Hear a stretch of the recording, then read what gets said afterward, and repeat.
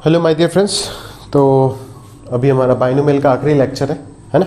Last lecture तक हमने ये डिटेल में कवर कर लिए थे कि binomial theorem for any rational index वाला पोर्शन पूरा कवर हो गया था। तो अभी अपन देखते हैं एक्सपोनेंशियल लॉगरिदमिक सीरीज़ के ऊपर कुछ ये जो बेसिक प्रूफ है इन सब का, ये टेलर सीरीज़ के आता है ना। और बस इनके ऊपर कुछ एप्लीकेशन देख लेते हैं ताकि हमें चीज़ें क्लियर रहे कि कैसे अगर इस तरीके का अननोन सीरीज़ अगर हमें दिख जाता है तो हम कैसे टैकल करेंगे इसको, है ना।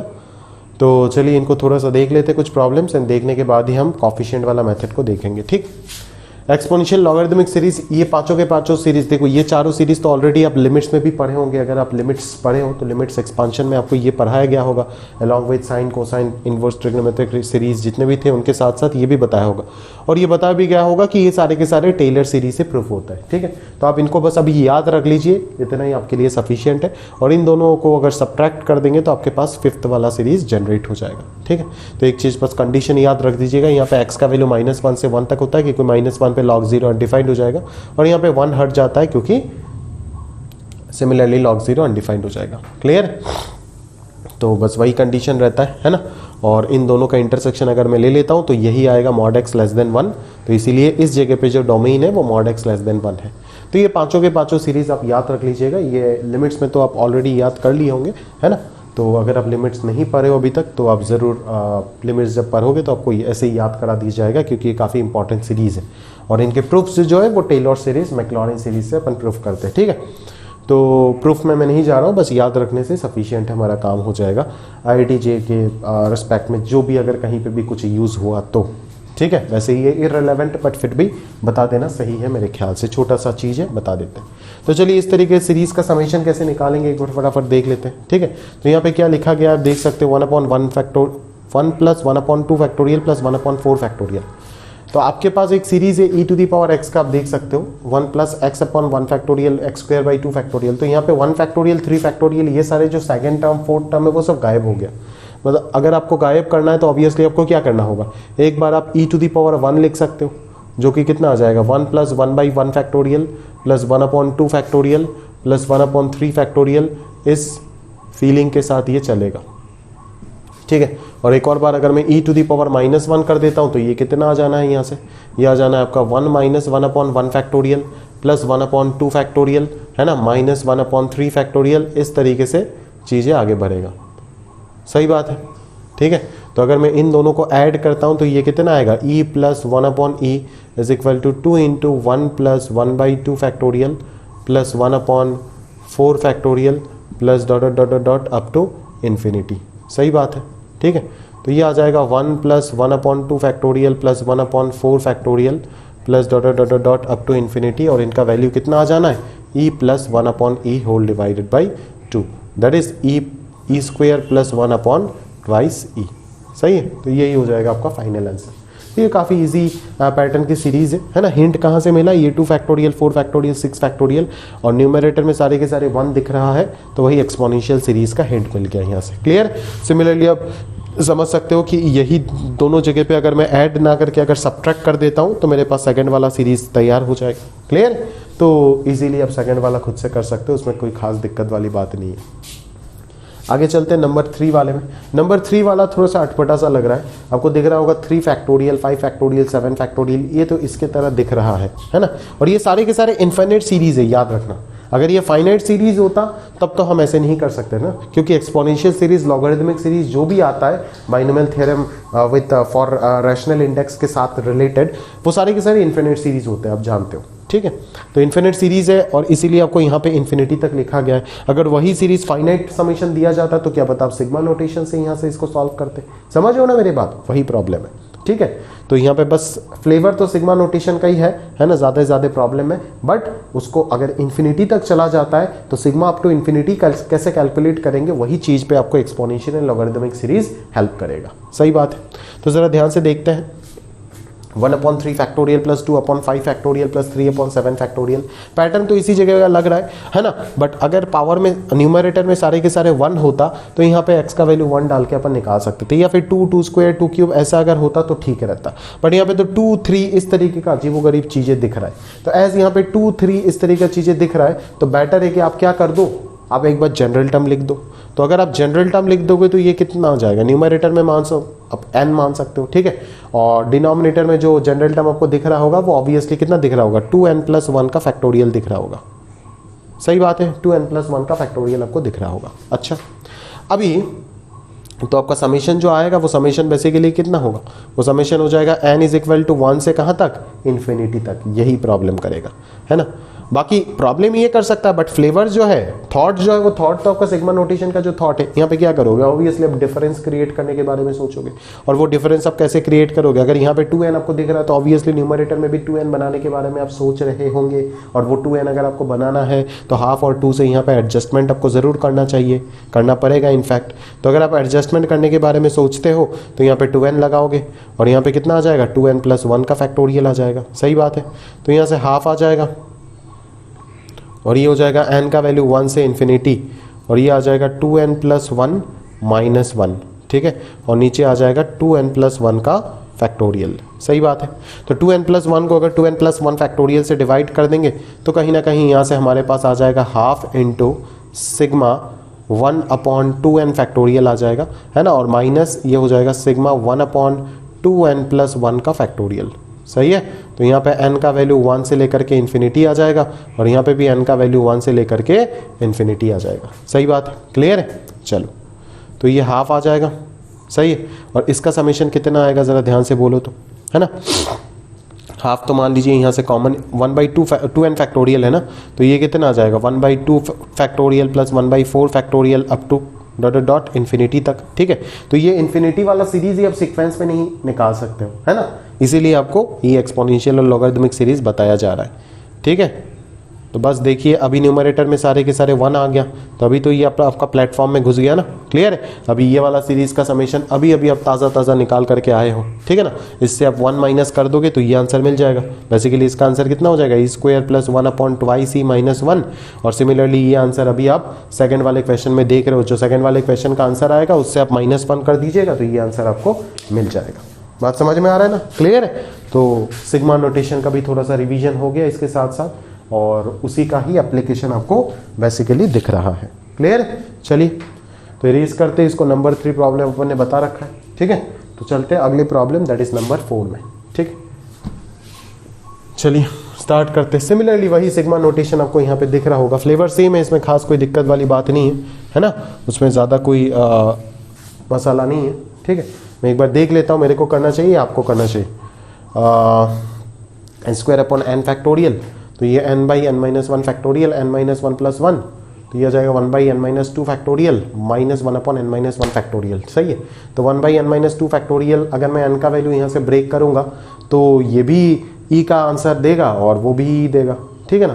तो दोनों ही इन्फिनिट सीरीज है तो सेम जगह पे ही जाके ट्रीट करेगा। तो ये ऑब्वियसली आप ये इजीली आप खुद से कर सकते हो, इसमें कोई ज़्यादा मसाला है नहीं, तो ये आप इजीली खुद से निकाल देना। नंबर 5 चलो मैं बता देता हूँ थोड़ा बहुत आपको, है ना। अगेन आप वही लिखोगे, जनरल टर्म लिखोगे, क्योंकि कोई नॉन सीरीज तो ऐसे आपको ऊपर वाले की तरह पहले दिख नहीं रहा है, ठीक है। तो ऑब्वियसली पहले जनरल टर्म लिखो। जनरल टर्म कितना आएगा यहाँ पे, जनरल टर्म वही आएगा, है ना। 4 फैक्टोरियल के ऊपर 4 टर्म है, तो n फैक्टोरियल वाले ऊपर n टर्म्स होंगे और ये खत्म होगा 2 to the power n-1 पे, और यहाँ पे n फैक्टोरियल आएगा।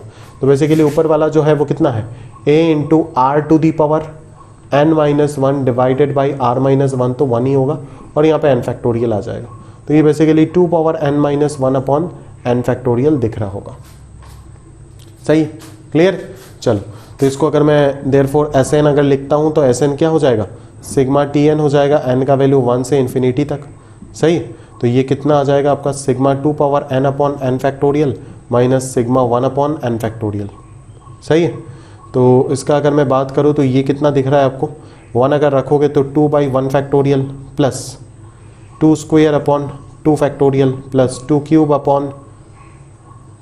3 फैक्टोरियल एंड सो ऑन चलता जा रहा है। और ये जो है ये तो आपको दिख ही रहा है, 1 + 1/2 factorial plus 1/3 factorial and so on चलता जा रहा है अप टू इन्फिनिटी। तो ये जो समेशन है ये आपको क्लियरली दिख रहा होगा। e⁻x में अगर x के जगह पे अपन 2 रख देते हैं, ठीक है, तो ये सीरीज जो है अपना आप जनरेट हो जाएगा। बट आंसर जो आएगा वो कितना आएगा, e² नहीं आएगा, e² से -1 जाएगा, ठीक है। और ये जो चीज़ है वो एग्जैक्टली आपको e दिख रहा होगा, है ना। यहाँ पे आपको क्लियरली डायरेक्टली क्या विजिबल हो रहा होगा, ये देख, अच्छा 1/1 + 1 फैक्टोरियल है ना, तो यहाँ पे भी ये e-1 आएगा, सही है। तो -1 और +1 ऐसे ही कैंसिल हो जाएगा, so answer will be e² - e। ठीक है, समझ में आ रहा है ना। तो एक और क्वेश्चन हो गया, चलो, है ना, वही सिग्मा नोटेशन के ऊपर ही है बेस्ड, है ना, बट एंड में जाकर के आपको थोड़ा सा एक्सपोनेंशियल लॉगरिथमिक सीरीज का इंट्रोडक्शन आ जाता है। क्यों? बिकॉज ये सीरीज फाइनाइट नहीं है, इन्फिनिटी तक चला गया। क्लियर? आगे चलते। इस प्रकार की सीरीज ऑलरेडी आप देख लिए होंगे, है ना। इन दोनों को मल्टीप्लाई कर दीजिए सर, तो ये कितना आ जाएगा, x² - y², है ना। फिर सिमिलरली 1/2 फैक्टोरियल x⁴ - y⁴, ऐसे ही ये अलग अलग टर्म बनता जाएगा। फिर सारे x को एक ब्रैकेट में घुसा दीजिए, सारे y को एक ब्रैकेट में घुसा दीजिए, फॉर्मूला बन जाएगा एक्सपोनेंशियल सीरीज का। ठीक है, तो ये आपको होमवर्क में देना मेरे ख्याल से ज़्यादा बेहतर है। ठीक है, तो उधर आप इजीली इस चीज़ को कर सकते हो। ठीक है, मैं अगला वाला डेफिनेटली करके दूंगा। नंबर 8 अच्छा क्वेश्चन है, स्टार क्वेश्चन है। ठीक है, तो 8 की तरह ही 7 सिमिलर है, तो डेफिनेटली 7 आपका होमवर्क में बनना चाहिए। ठीक है, अगेन 9 तो 10 के अंदर ही यूज़ हो जाएगा, तो 9 को मैं और नहीं कर रहा हूँ, मैं 10 को ही बताऊंगा। तो 10 बताते बताते 9 अपना आप हो जाएगा। ठीक है, तो इतना सफिशियंट है, इतना फ्लेवर रहना, है ना, आप चीज़ों को अपना आप पकड़ लोगे, इसमें कोई खास दिक्कत वाली बात नहीं है। चलिए आगे बढ़ते, चलिए आगे बढ़ते। क्या दिख रहा होगा यहाँ पे, ज़रा ध्यान से देखिएगा। नंबर 8, नंबर 8 को ज़रा ध्यान से देखिए क्वेश्चन को, है ना।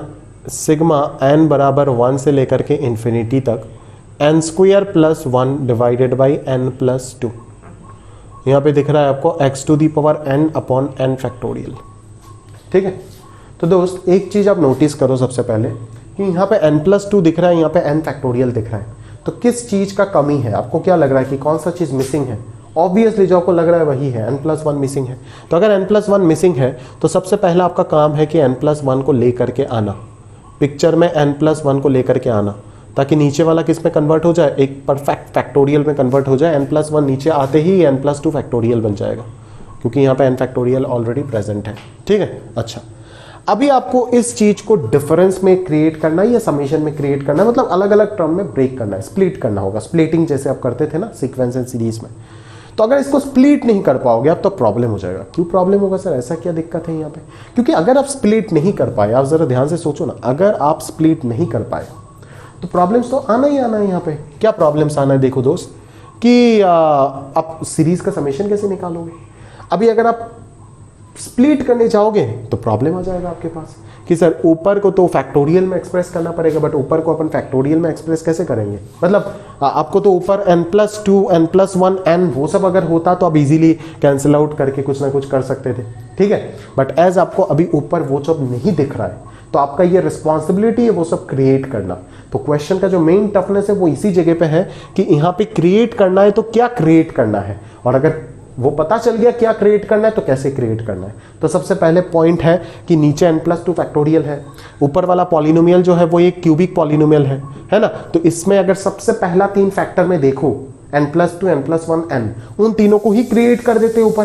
ठीक है, ताकि कैंसिलेशन हो पाए। n + 2 / n + 2 फैक्टोरियल कैंसिलेशन होगा, n + 2 × n + 1 अगर रहता है तो भी कैंसिलेशन होगा। तो पता चल गया कि ऊपर मेरे को ऐसा एक क्यूबिक जनरेट करना है जहां पे n + 2 n + 1 और n ये सब फैक्टर्स आ रहा होगा। ठीक है, तो अगर मेरे को इस चीज को मुझे लिखना है तो मैं कैसे लिख सकता हूं इस चीज को?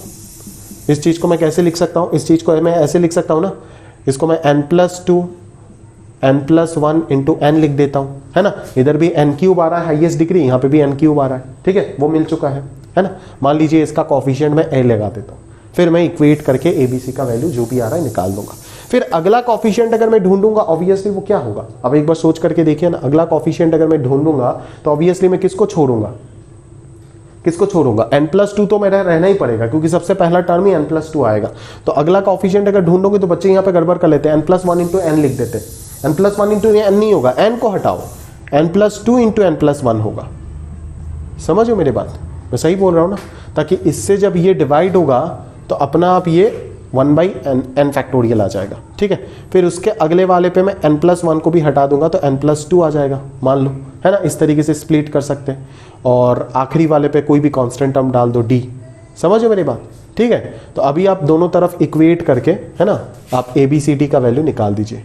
इधर n³ आ रहा है प्लस एन क्यूब आ रहा है ना, प्लस एन स्क्वायर आ रहा है, प्लस एन आ रहा है, प्लस 1 आ रहा है। तो यहाँ पे भी आप इसको अरेंज कर दीजिए सिमिलर पैटर्न में, ठीक है, यहाँ पे अरेंज कर दीजिए, फिर n cube, n square, n और 1 का कॉफिशिएंट आप इक्वेट कर दीजिए, ABCD आ जाएगा।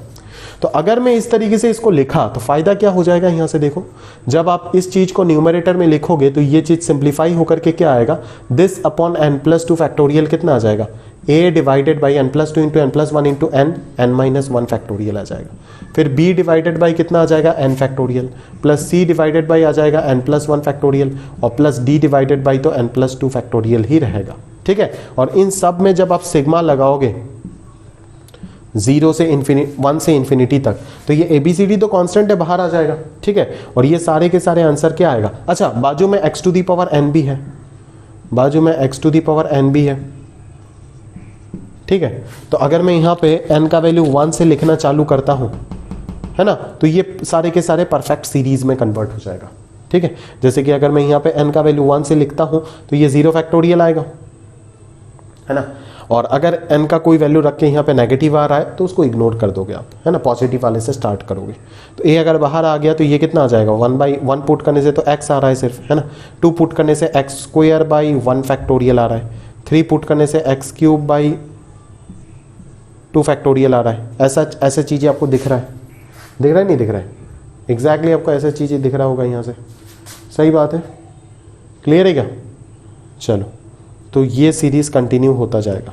अच्छा यहाँ पे तो एक x से ज़्यादा है, तो कुछ गड़बड़ है क्या, मैं एक बार चेक कर लेता हूँ, रुको, इस सवाल तो मेरे पास अवेलेबल है बिल्कुल, n+2 फैक्टोरियल, हाँ ये तो सही, x to the power n upon n+1 factorial. हाँ ये एक चीज़ आपको करना पड़ेगा, थोड़ा सा मैनिपुलेशन, मैं एक चीज़ आपको मिस कर गया बताना। एज यहाँ पे देखो इस तरीके से अनाप शनाप सीरीज बन रहा है ना, यहाँ पे अगर x होता, यहाँ पे x स्क्वायर होता तो ये ठीक रहता, ठीक है। तो ज़रूर आप a के साथ एक x को भी कॉमन ले लो ताकि यहाँ पे n-1 बन जाए, यहाँ पे n-1 बन जाए, समझ लो। तो उसके बाद जब आप सीरीज बनाओगे तो ये परफेक्टली उस प्लेटफॉर्म में आ जाएगा। मतलब ये किसका सीरीज हो जाएगा, एक्सपोनेंशियल, मतलब ये x तो रहेगा ही रहेगा, है ना, 1 अगर डालूंगा तो 1-1 नहीं, आगे अगर x कॉमन ले लिया तब तो ये 1 आ जाएगा, तो ये पूरा exponential e to the power x का सीरीज बन जाएगा। और बाहर कौन है, ax, तो ये बन जाएगा ax e to the power x, ठीक है। सिमिलरली यहाँ पे n फैक्टोरियल है तो यहाँ पे पूरा काम बन जाएगा, ठीक है ना, ये तो डायरेक्टली आ जाएगा आपके पास b e to the power x, ठीक है। सिमिलरली यहाँ पे n+1 फैक्टोरियल है ना, तो n का वैल्यू 1 डालने से ये 2 से स्टार्ट होगा, ठीक है। तो यहाँ पे भी n+1 होना चाहिए, तो डेफिनेटली मैं यहाँ पे n+1 लगा के यहाँ पे एक x लगा दूंगा, तो ये आ जाएगा c/x। और अगर मैं यहाँ से, अच्छा यहाँ से अगर मैं e to the power x बोलूँ तो 1 तो मिस हो जाएगा, तो 1 माइनस करना पड़ेगा, ठीक है। यहाँ पे भी अगर मैं 1 से स्टार्ट करूँ तो ये x² 2 फैक्टोरियल से स्टार्ट होगा, मतलब e to the power x -1 minus x/1 factorial आएगा, ठीक है। और सिमिलरली यहाँ पे x to the power n+2 करना है, यहाँ पे x² करना है, तो ये d/x² आ जाएगा, और ये सीरीज हो जाएगा आपका e to the power x -1 minus x minus x² 2 factorial, क्योंकि यहाँ से 1 डालने से ही 3 से स्टार्ट हो रहा है कहानी, ठीक है। तो यही हो जाएगा आंसर आपका, ABCD का वैल्यू यहाँ से निकाल करके रख दीजिएगा, वही हो जाएगा फाइनल आंसर, क्लियर।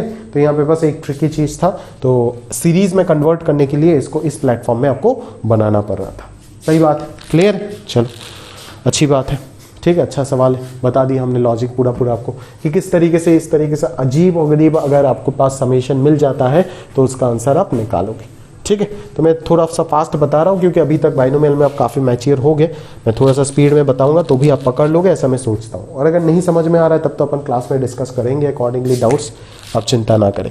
अगला सवाल अगर अपन देखें, यहाँ पे क्या दिख रहा है ज़रा ध्यान से देखें, 5/1 × 2 × 3 plus 7/3 × 4 × 5 plus 9/5 × 6 × 7 plus dot up to कहाँ तक, इन्फिनिटी तक, सही बात है, क्लियर। अभी आप यहाँ पे क्या करोगे, यहाँ पे तो कंसेक्यूटिव चीज़ें दिख रहा है, सिग्मा नोटेशन अप्लाई करोगे नहीं करोगे कुछ समझ नहीं आ रहा है। अगर सिग्मा नोटेशन अप्लाई करोगे भी तो करो, बट करने के बाद जब, या तो बहुत बच्चे यहाँ पे है कि इसको सीक्वेंशियल सीरीज का टेक्निक से सॉल्व कर देगा, मतलब nth टर्म तक समेशन वो निकाल देगा, Sn वो निकाल देगा। तो मैं एक तरीका तो आपको ये बता सकता हूँ कि Sn आप निकाल दो और फिर n tending to infinity put कर देना, ठीक है। तो n tending to infinity put करके इनडिटर्मिनेंसी आ रहा है तो लिमिटिंग वैल्यू निकाल दो, जो आंसर आएगा वही हो जाएगा इस सीरीज का आंसर। तो ये तो एक तरीका आपके पास हो गया सीक्वेंस का अप्रोच से। दूसरा मैं एक और तरीका आपको ऑब्जर्वेशन बताता हूँ। देखो यहाँ पे 3+2 आपको दिख रहा है 5, है ना। इस जगह पे अगर आप देखोगे, इस जगह पे अगर आप देखोगे तो यहाँ पे 5+2, यहाँ पे 7+2, मतलब यहाँ पे जो आ रहा है उसी का समेशन यहाँ पे दिख रहा है, ठीक है। तो अगर मैं इस 5 को 3+2 के फॉर्मेट में लिखता हूँ, 7 को 5+2 लिख देता हूँ, ठीक है। 9 पे, ये ऑब्जर्व करना डिफिकल्ट, इतना आसान नहीं है, प्रैक्टिस चाहिए होगा इसके ऊपर, ठीक है, तभी आप कर पाओगे। तो 3/1 ये कितना आ जाएगा 1/2, है ना। फिर 5/3 × 4 × 5 ये आ जाएगा 3 × 4, प्लस 7/5 × 6 × 7 तो ये आ जाएगा 5 × 7। तो ये एक ब्रैकेट आ जाएगा और रिमेनिंग ब्रैकेट जो है उस सारी जगह पे न्यूमरेटर में 2 आएगा तो 2 कॉमन ले लो और नीचे आ जाएगा 1 × 2 × 3 प्लस 3 × 4 × 5, ठीक है, प्लस 5 × 6 × 7, ऐसा कहानी चलता जाएगा। सही बात, क्लियर। चलो, तो अभी अपन ये क्वेश्चन तो अपना यहाँ पे दिख ही रहा है, ठीक है ना। तो इसका आंसर तो ऑलरेडी आप निकाल ही सकते हो दोस्त, है ना। तो ये क्या हो जाएगा, है ना, न्यूमरेटर में आप 2 - 1 लिख दो, नीचे दोनों का डिफरेंस, इसको 4 - 3 लिख दो। ये क्वेश्चन सीक्वेंस में ऑलरेडी आप किए हो स्प्लिटिंग में, तो ये आ जाएगा 1 - ½ plus 1 - 3 - 1/4 and so on infinity. तो यहाँ से ऐसा कोई सीरीज आपको दिख रहा है log of 1 + x का, x का वैल्यू 1 डालने से ये आंसर आ जाएगा, मतलब ये log 2 है। ये क्या दिख रहा है आपको, log 2, ठीक है।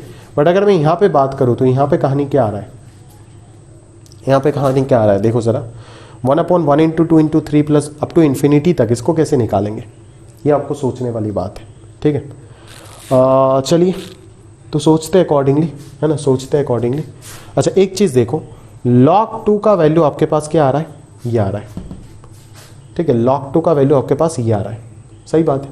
अच्छा, अगेन ज़रा ध्यान से ऑब्जर्व करना एक चीज़, इसी log 2 को अगर मैं ऐसे लिखूं, अगर मैं इसी log 2 को इस तरीके से ऑब्जर्व करूं, है ना, अगर मैं इसी log 2 को इस तरीके से ऑब्जर्व करते जाऊं, प्लस 1/5 माइनस 1/6, तो ये माइनस में आएगा, माइनस में ही चलता जाएगा। तो ये कितना आ रहा है, यहाँ से ये 2 × 3 दिख रहा है, दिख रहा है नहीं दिख रहा है, बिल्कुल सही बात है, सही बात है। अनलेस अंटिल 1/, अगर मेरे को ये चाहिए तो मुझे यहाँ पे क्या चाहिए, 1/1 × 2 - 1/2 × 3, ये चाहिए होगा।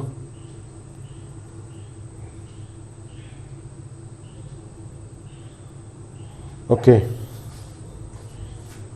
तो चलो यहाँ पे log 2 का वैल्यू, ये तो सीरीज निकल चुका है, ये तो आप जानते हो ये log 2 है। तो यहाँ पे ये ना लिख करके मैं इसको ही लिख देता हूँ, नहीं तो डिफरेंस अगर क्रिएट नहीं करेंगे तब तो बनेगा नहीं ना, इसको ही लिख सकता हूँ मैं। तो ये आ जाएगा 1/4 × 5 माइनस 1/6 × 7, ऐसे आ जाएगा।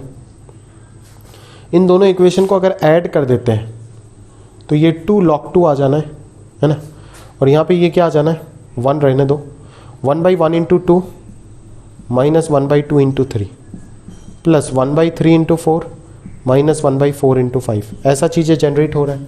अभी 1/1 × 2 - 2 × 3 होने के बाद ये कितना आ जाएगा, 3 - 1 2 आ जाएगा, बिल्कुल आ गया ना। ये आ जाएगा 1 + 2 डिवाइडेड बाई 1 × 2 × 3 प्लस ये कितना आ जाएगा, ये हो जाएगा आपका अगेन 5 - 3 2 डिवाइडेड बाई 3 × 4 × 5। तो ये चीज़ पूरा जनरेट हो गया ना। तो इस एंटायर ब्रैकेट का जो समेशन है वो कितना आ जाएगा, 2 log 2 से 1 को सब्ट्रैक्ट कर दो, वही आ जाएगा आंसर, है ना। और उधर आपके पास log 2 है, सो फाइनल आंसर जो होगा वो आपका कितना हो जाएगा, 3 log 2 - 1। तो इस तरीके से लॉगरिथमिक सीरीज के ऊपर अगर सोच के आप सोचते जाओगे तो भी आपका इजीली टैकल हो जाएगा चीज़ें। अदरवाइज आपके पास ऑप्शन है कि आप जनरल टर्म निकालो, Sn को n टेंडिंग टू इन्फिनिटी कर दो, लिमिटिंग वैल्यू निकालो, है ना। n टेंडिंग टू इन्फिनिटी वाला लिमिट कैसे निकालते हैं आप ऑलरेडी जानते हो, हाईएस्ट पावर से डिवाइड करके आंसर आपके पास आ जाएगा। क्लियर है, समझ में आ रहा है, ठीक है। तो मेरे ख्याल से छोटा करके मैंने पूरा छोटा करके पढ़ाया, स्पीड से पढ़ाया, बट एक एक पॉइंट कवर किया, ठीक है, कुछ छोड़ा नहीं। क्योंकि इसके बाहर लॉगरिथमिक एक्सपोनेंशियल सीरीज आपको कहीं पे मिलेगा नहीं, और अगर मिलता है वो IITJ एडवांस के ऊपर लेवल के लिए भी बिल्कुल रेलेवेंट नहीं है। ISIC में भी नहीं आता है, बिल्कुल नहीं आता है, ठीक है। निश्चिंत होकर के जाओ, मैं बता रहा हूँ, सारे पेपर देख चुका हूँ, पुराना 20 साल का, एडवांस का 40 साल का, तो कोई दिक्कत नहीं, कहीं पे नहीं आता, ठीक है। जितना रिलेवेंट है, जितना ज़रूरत होगा सफिशिएंट बता दिया, उसके ज़्यादा ज्ञान लेके करोगे क्या यार, इररिलेवेंट है चीज़ें दिमाग में स्टोर करके फ़ायदा नहीं है ना, ठीक है। जी में तो आज तक एक भी सवाल नहीं पूछा है, मेंस वगैरह के लिए मेरे को डर लगता है, कब पता नहीं क्या क्या पूछ देता है, ठीक है। आसानी पूछेगा जो भी पूछना है, बट टॉपिक अगर ऐसा कुछ पूछ देता है जो आपको पता नहीं, तो गड़बड़ हो जाएगा ना। मेरे को ऐसे मेंस का वेरिएशन चल रहा है ना अभी आजकल, मेरे को कभी भी लगता है ना सुना कुछ भी पूछ देता है, इसीलिए मैं पढ़ा रहा हूँ, नहीं तो ये सब इररिलेवेंट है, कहीं पे पढ़ाया भी नहीं जाता। चलो जो भी है, इजी चीज़ है, आप इजीली टैकल कर सकते हो। कॉन्सेप्ट तो वही है सिग्मा नोटेशन का, बस 2-3 फॉर्मूला याद रखना है जो आप ऑलरेडी याद रख लेते हो लिमिट्स में, है ना। तो इसमें नया तो कुछ भी नहीं है, मेरे को तो लग रही ना है कि नया कुछ भी यहाँ पे सीखने को मिला। वही आखिरी का 1-2 क्वेश्चन में सिंप्लीफिकेशन थोड़ा सा आपको इजीली टैकल करना पड़ा, वही चीज़ है और कुछ नहीं। तो चलिए अभी हमारा आखिरी पोर्शन जो है वो देख लेते हैं कि कॉफिशिएंट मेथड, जो बाइनोमियल में कॉफिशिएंट का कंसेप्ट होता है, उसके मदद से हम डिस्ट्रीब्यूशन ऑफ अलाइक ऑब्जेक्ट्स का प्रॉब्लम को किस तरीके से डील कर सकते हैं, ठीक है। और वो काफ़ी क्वेश्चंस में हेल्प भी करेगा आपको, क्लियर है। तो चलिए उन क्वेश्चंस को एक बार देख लेते हैं, वो देखने के साथ साथ हमारा बाइनोमियल के एप्लीकेशन के साथ पूरा A to Z टॉपिक निपट जाएगा, क्लियर। तो चलिए स्टार्ट करते हैं। तो चलिए दोस्त स्टार्ट करते हैं हमारा अगला पोर्शन, दैट इज जो लास्ट पोर्शन है ना। PNC के कुछ प्रॉब्लम्स देखेंगे कॉफिशिएंट के ऊपर बेस करके, ठीक है। ये सारे प्रॉब्लम्स मैंने लिख दिए यहाँ पे, है ना, इनको अपन डिस्कस करेंगे तो वो मेथड हमारा क्लियर हो जाएगा, ठीक है। तो आप कोई भी आर्टिकल का नाम लगा दो, कॉफिशिएंट बेस्ड प्रॉब्लम बोल दो आप, है ना। बेसिकली ये परमुटेशन कम्बिनेशन में आता है, बट अपन यहाँ पे करा रहे हैं, आपको रीज़न क्या है आप जानते हो, ठीक है।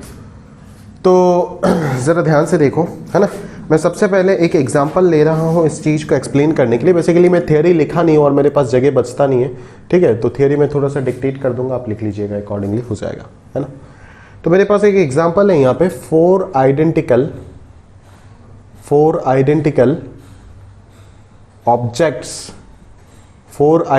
Objects is to be distributed 4 identical objects is to be distributed among 4 different persons. Among 4 different persons.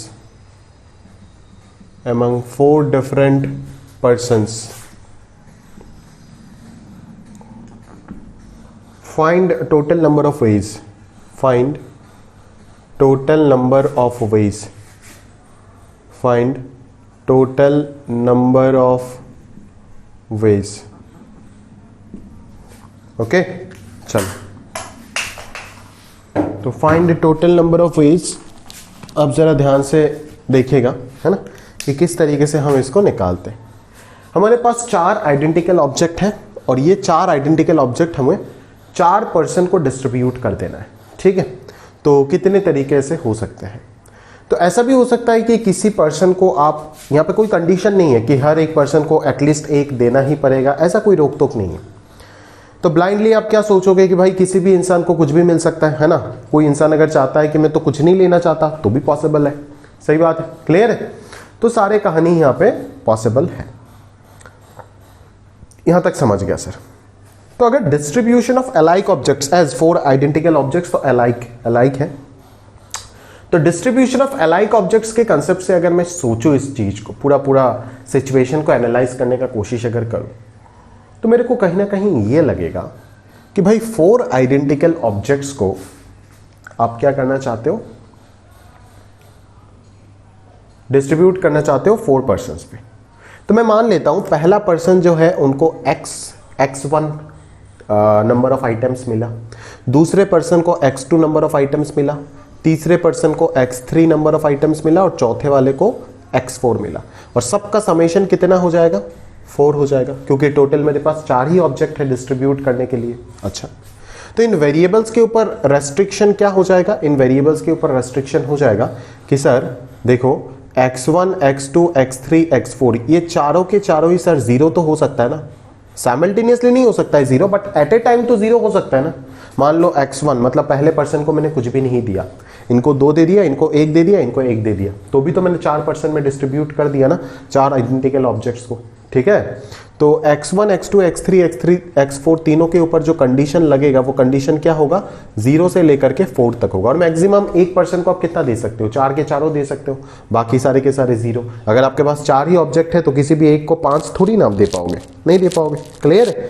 तो आपके पास टोटल नंबर ऑफ वेज जो हो जाएगा वो बेसिकली क्या होगा, ये जो आपके पास इक्वेशन लिखा गया है सिंगल इक्वेशन इन 4 वेरिएबल्स, इसका total number of non negative integral solution जो होगा वही हो जाएगा आपका टोटल नंबर ऑफ वेज, ठीक है। नॉन नेगेटिव इंटीग्रल सॉल्यूशन क्यों हम बोल रहे हैं, क्योंकि देखो कहानी में ऐसे भी तो हो सकता है ना, मान लो हमने अगर इसको फील करने का कोशिश करें कि नॉन नेगेटिव इंटीग्रल सॉल्यूशन क्यों होगा, तो आप ऐसे फील कर सकते हो ना, ठीक है, कि सर मान लो कि x1 को 0 मिला है, अभी अगर x1 को 0 मिला है तो x2 को भी 0 मिल सकता है ना, x3 को भी 0 मिल सकता है, इनको 4 मिल गया, ठीक है। फिर x1 को अगर 0 मिला, ठीक है, तो मान लीजिए x2 को 0 मिला, अभी x3 को आप मान लीजिए 1 रख दीजिए, यहाँ पे 3 कर दीजिए, यहाँ पे 2 करना है, यहाँ पे 2 कर दीजिए, ठीक है। फिर यहाँ पे 3 कर दीजिए, यहाँ पे 1 कर दीजिए, यहाँ पे 4 कर दीजिए, यहाँ पे 0 कर दीजिए। ऐसे आपके पास डिफरेंट केसेस आएगा, उन सबको अगर काउंट करोगे तो आपके पास टोटल नंबर ऑफ केसेस आ जाएगा। तो मैनुअल प्रोसेस में अगर आप करोगे तब तो ये हो जाएगा आपके पास टोटल पॉसिबिलिटी, ठीक है। अभी अगर आप प्रॉपरली चीजों को सोचने का कोशिश करोगे तो आप ये सोचोगे कि भाई ऐसे गिनेगा कौन, यहाँ पे 4 है बोल के हम गिन के क्या पता 3-4 मिनट सोच के अपन आंसर निकाल दे काउंट करके, बट ऐसे काउंटिंग तो हर वक्त पॉसिबल नहीं है ना। अगर ज्यादा नंबर ऑफ ऑब्जेक्ट्स हो जाता है तो काउंटिंग तो पॉसिबल नहीं है।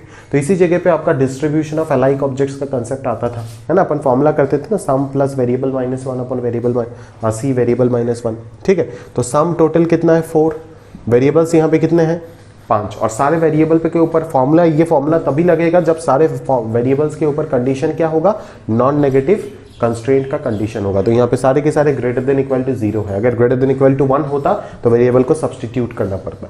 अगर आप डिस्ट्रीब्यूशन ऑफ अलाइक ऑब्जेक्ट पढ़े हो तो आपको ये चीज पता होगा।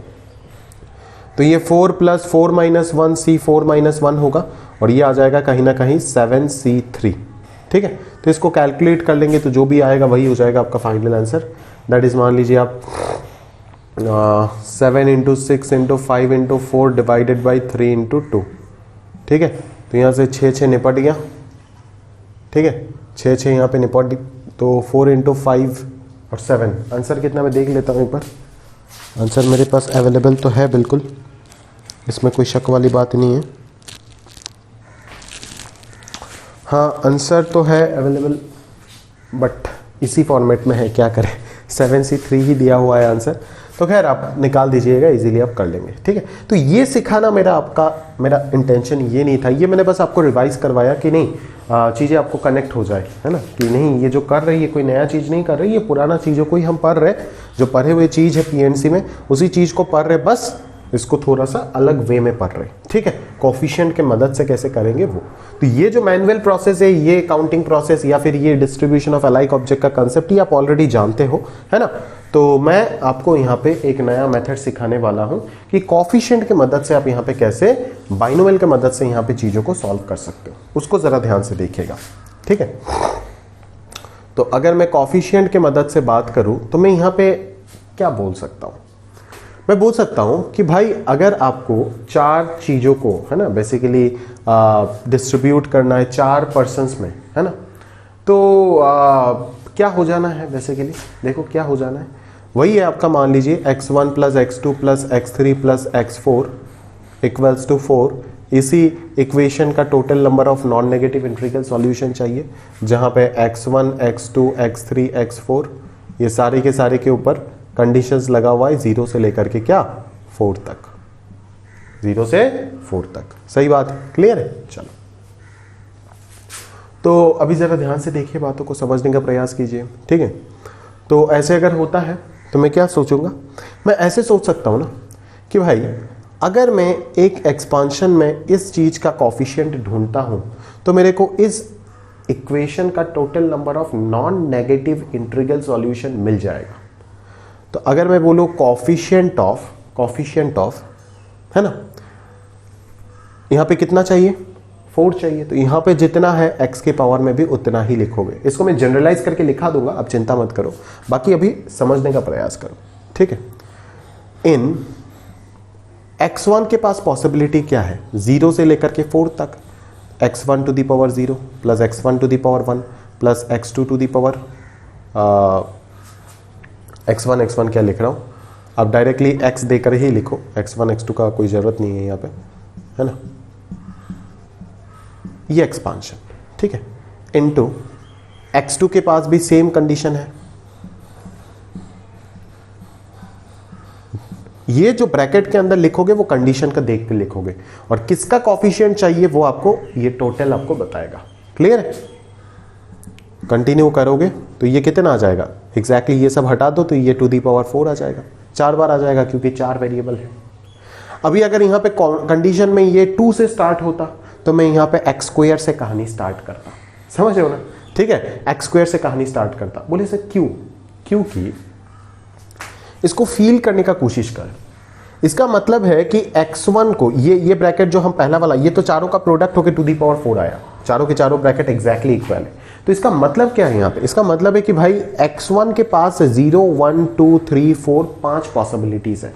अभी अगर x1 का रेंज 2 से 4 तक होता तो ऑब्वियसली मैं x square x cube plus x to the power 4 बस 3 ही टर्म लिखता है इस ब्रैकेट के अंदर, समझ में आ रहा है ना, ताकि x के पास 2 3 4 ये 3 पॉसिबिलिटी आए, ठीक है। और जब ये सब मल्टीप्लाई होके total x to the power 4 आएगा तो अब सोच के देखो ना, मेरे पास total number of integral solution ही तो आएगा इस इक्वेशन का। मान लो यहाँ से x पावर 1 आ गया, अगले वाले ब्रैकेट से x पावर 2 आ गया, अगले वाले ब्रैकेट से x पावर 0 आ गया, फिर अगले वाले ब्रैकेट से x पावर 1 आया, इस तरीके से आपके पास x टू दी पावर 4 आया। मान लो मतलब क्या कि x1 का आंसर 1 आ रहा है, x2 का आंसर 2 आ रहा है, x3 का आंसर 0 आ रहा है और x4 का आंसर 1 आ रहा है, तो ये तो एक पॉसिबल इंटीग्रल सॉल्यूशन हो गया ना, नॉन नेगेटिव इंटीग्रल सॉल्यूशन इस इक्वेशन का, ठीक है। तो इक्वेशंस के नॉन नेगेटिव इंटीग्रल सॉल्यूशन हम n sum plus variable minus 1 C variable minus 1 उससे भी निकाल सकते हैं और इस थॉट से भी निकाल सकते हैं। क्लियर है? और ये बहुत जगह पे इफेक्टिव भी हो जाता है, सही बात है क्या? क्लियर है? तो इसी चीज को आपको सोचना है और इसमें खास कुछ भी नहीं है ऐसा सोचने लायक। क्लियर है क्या? समझो मेरी बातों, ठीक है?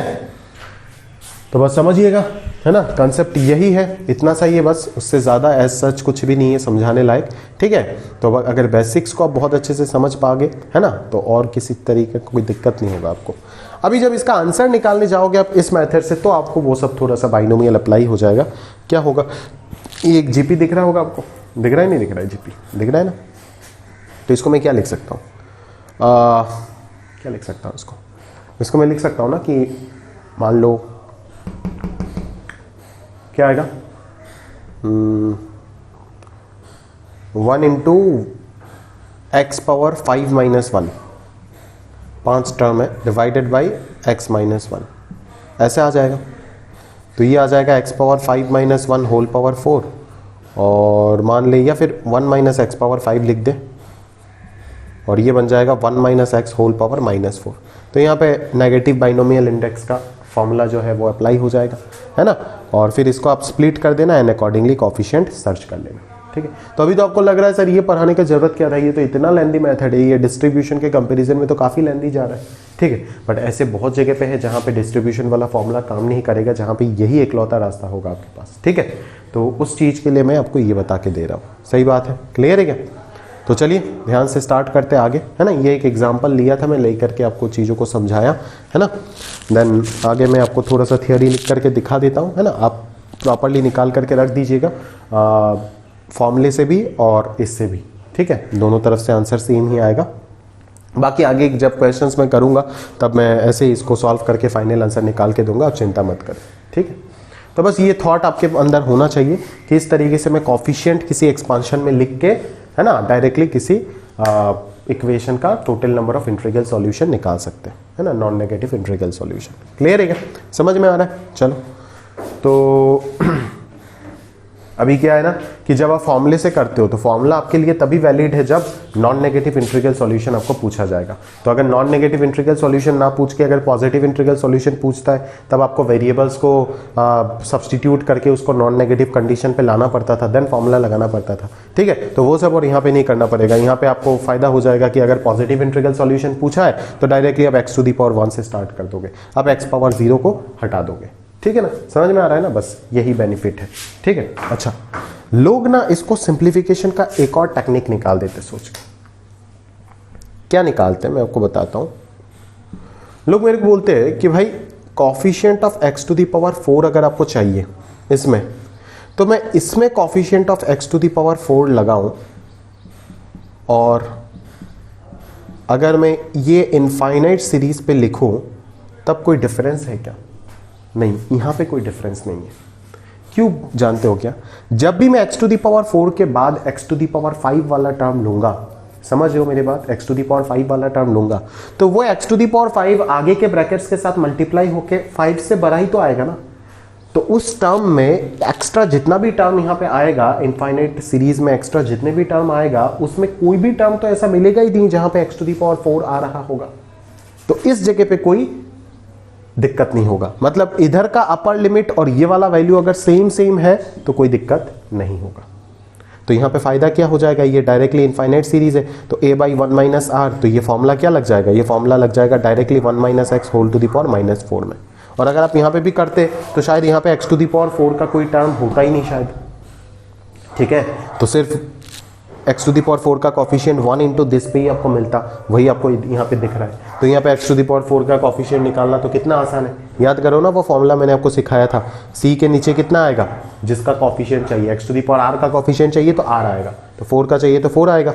और यहाँ पे क्या आता, r से एक कम r माइनस 1 और उसके साथ प्लस में कौन जाता है n, तो आंसर क्या आ जाएगा 7c4, और वही हमारा आ रहा था पहले आंसर। क्लियर है क्या, समझ में आ रहा है ना, तो वही चीज है यहाँ पे। बट लफड़ा कब होगा, कब हम इस तरीके से इन्फिनिट सीरीज नहीं लिख पाएंगे। अगर मान लीजिए यहाँ पे कंडीशन 8 होता है ना, यहाँ पे मान लीजिए कंडीशन अगर 8 होता, x टू दी पावर 8 होता, तब आप लिख नहीं पाते। क्यों लिख नहीं पाते जानते हो क्या, क्योंकि तब आपके पास जो ब्रैकेट आता, मान लो x टू दी पावर 5 यहाँ पे आ गया, तो ये x टू दी, ऐसे तो 4 ब्रैकेट है ना, क्या पता मान लो x टू दी पावर 8 आपको इस तरीके से मिल रहा है कि यहाँ से x टू दी पावर 5 आ गया, अगले वाले से x टू दी पावर 3 आ गया, मान लो 2 आ गया, अगले वाले से x टू दी पावर 1 आ गया, अगले वाले से x टू दी पावर 0 आ गया। इस तरीके से आपको x टू दी पावर 8 मिल रहा है। तो आप बोलोगे sir x to the power 8 तो ठीक है, ये x टू दी पावर 8 का जो कॉफिशिएंट आया उसको आप काउंट तो कर लोगे। अगर आप इस चीज को इनफाइनाइट सीरीज में कन्वर्ट करके सॉल्व करने का कोशिश करते हो तो गलत हो जाएगा, क्योंकि इसका जो कॉफिशिएंट आया वो तो आप काउंट तो कर लोगे ना यहाँ पे, बट हकीकत में तो ये पॉसिबल है ही नहीं। क्यों, क्योंकि x टू दी पावर 5 पहले वाले तो पॉसिबल है ही नहीं ना, क्योंकि x का मैक्सिमम रेंज मान लो 0 से, अच्छा यहाँ पे तो सारे वेरिएबल मैंने 0 से 8 कर दिया, यहाँ पे हो जाएगा, बट मान लो x2 x3 x4 में 0 से 4 होता और x1 पे अगर 0 से 4 ही रहता कंडीशन, तब तो आप x1 टू दी पावर 5 ये चीज लिख ही नहीं पाते, गड़बड़ हो जाता, आपका पूरा मामला बिगड़ जाता। समझ रहे हो ना, तो इसीलिए इनफाइनाइट सीरीज कब लिख पाएंगे, जब ये और ये इधर का मैक्सिमम लिमिट सेम रहता है। वो प्रॉब्लम प्रैक्टिस के साथ साथ आपका डेवलप हो जाएगा, आप चिंता मत करो, उसमें टेंशन वाली बात ही नहीं है। बस जो पॉइंट मैं आपको क्लिक कराने का कोशिश कर रहा हूँ उनको आप समझते जाओ अच्छे, ठीक है, उनको आप बढ़िया तरीके से बस समझते जाओ, और किसी चीज का कोई खास जरूरत नहीं है। बाकी सारे चीज का टेंशन आप मत लो, अपना आप प्रॉब्लम के साथ साथ क्लियर हो जाएगा। ठीक है, तो ये सब आप अच्छे से एक बार रफ नोट्स बना लीजिएगा, ये हेडिंग लगाइए, ये रफ नोट्स बना लीजिएगा, जितना भी पॉइंट मैंने जितने तरीके से डिस्कस किया सब लिख करके रखिए, फायदा होगा। आगे एक पॉइंट लिखा रहा हूँ थियरी में, लिख करके रखिएगा जरा, जनरल स्टेटमेंट लिखा देता हूँ तो आपको क्लियर रहेगा एक बार, है ना, नहीं तो क्या पता बाद में। और ये फॉर्मूला जो है ना n plus r minus 1 C r minus 1, वो तो डिस्ट्रीब्यूशन ऑफ अलाइक ऑब्जेक्ट्स में हम लोग कैसे करते थे, बैगर्स मेथड, स्टिक रख करके समझते थे ना यार, ठीक है। बट यहाँ पे अपन उसको प्रूव भी कर सकते हैं सेम कॉफिशिएंट से, मैं आपको दिखाऊंगा। तो लिख लो x1 प्लस x2 से लेकर के xr तक, कहाँ तक जाना है, xr तक इज इक्वल टू n, सही है। और यहाँ पे आपको क्या दिख रहा होगा, ai less than equal to xi less than equal to bi, ठीक है। और xi का जो वैल्यू है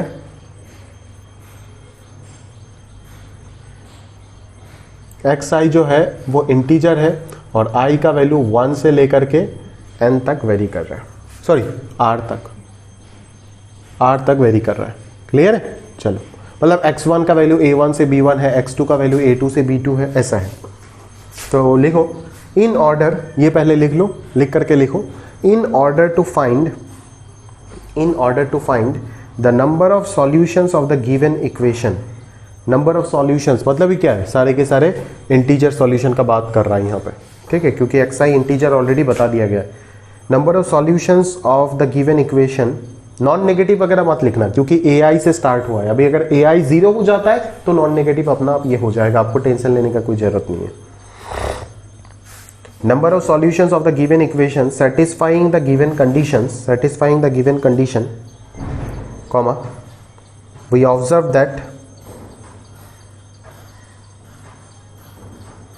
the number of solution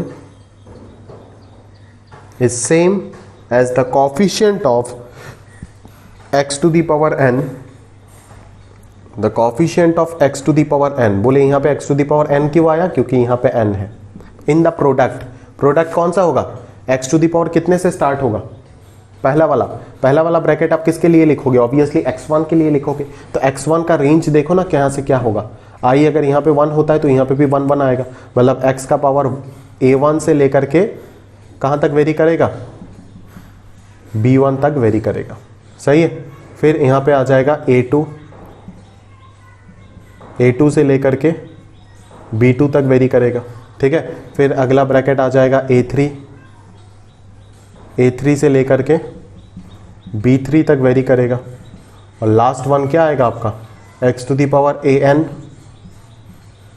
से लेकर के x to the power bn तक वेरी करेगा, ठीक है। तो इस पूरा प्रोडक्ट में x to the power n का जो कॉफिशिएंट होगा वही हो जाएगा आपका exact solution, total number of solution. Clear है क्या, समझ में आ रहा है? चलो आगे बात करते, ठीक है, आगे बात करते। तो अगर मैं आपको वही चीज़ मान लो एक एग्जांपल दे करके बता देता हूँ। Total number of non negative integral solution in, मान लो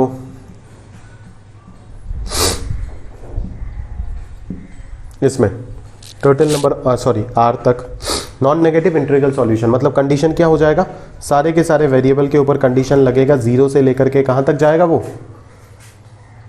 मैक्सिमम क्या हो सकता है, सारे अगर 0 हो गया तो एक को तो n होना ही पड़ेगा, such that the summation is n, ठीक है। तो ये कितना हो जाएगा, इसका आंसर हो जाएगा coefficient of x to the power n, ठीक है। इन कहां से स्टार्ट होगा, x टू दी पावर 0 से स्टार्ट होगा, ठीक है, और कहां तक जाएगा, मैक्सिमम लिमिट देखो x to the power n तक जाएगा, और सारे के सारे वेरिएबल्स के ऊपर सेम कंडीशन लगेगा, ठीक है, और सेम लिमिट्स है। तो ऐसे r ब्रैकेट्स आएगा टोटल, क्योंकि r वेरिएबल है तो सबका प्रोडक्ट हो जाएगा this to the power r, ठीक है। अभी मैं ये ब्रैकेट लिखूं एज, यहाँ पे देखो चीजें सेम है, तो अगर अगला वाला मैं इसको इनफाइनाइट सीरीज बना भी देता हूं तो कोई फर्क नहीं पड़ेगा, क्योंकि अगला वाला जो आएगा x to the power n+1 वो आगे के ब्रैकेट के कोई भी वेरिएबल के साथ मल्टीप्लाई होके x टू दी पावर 1 और दे ही नहीं सकता।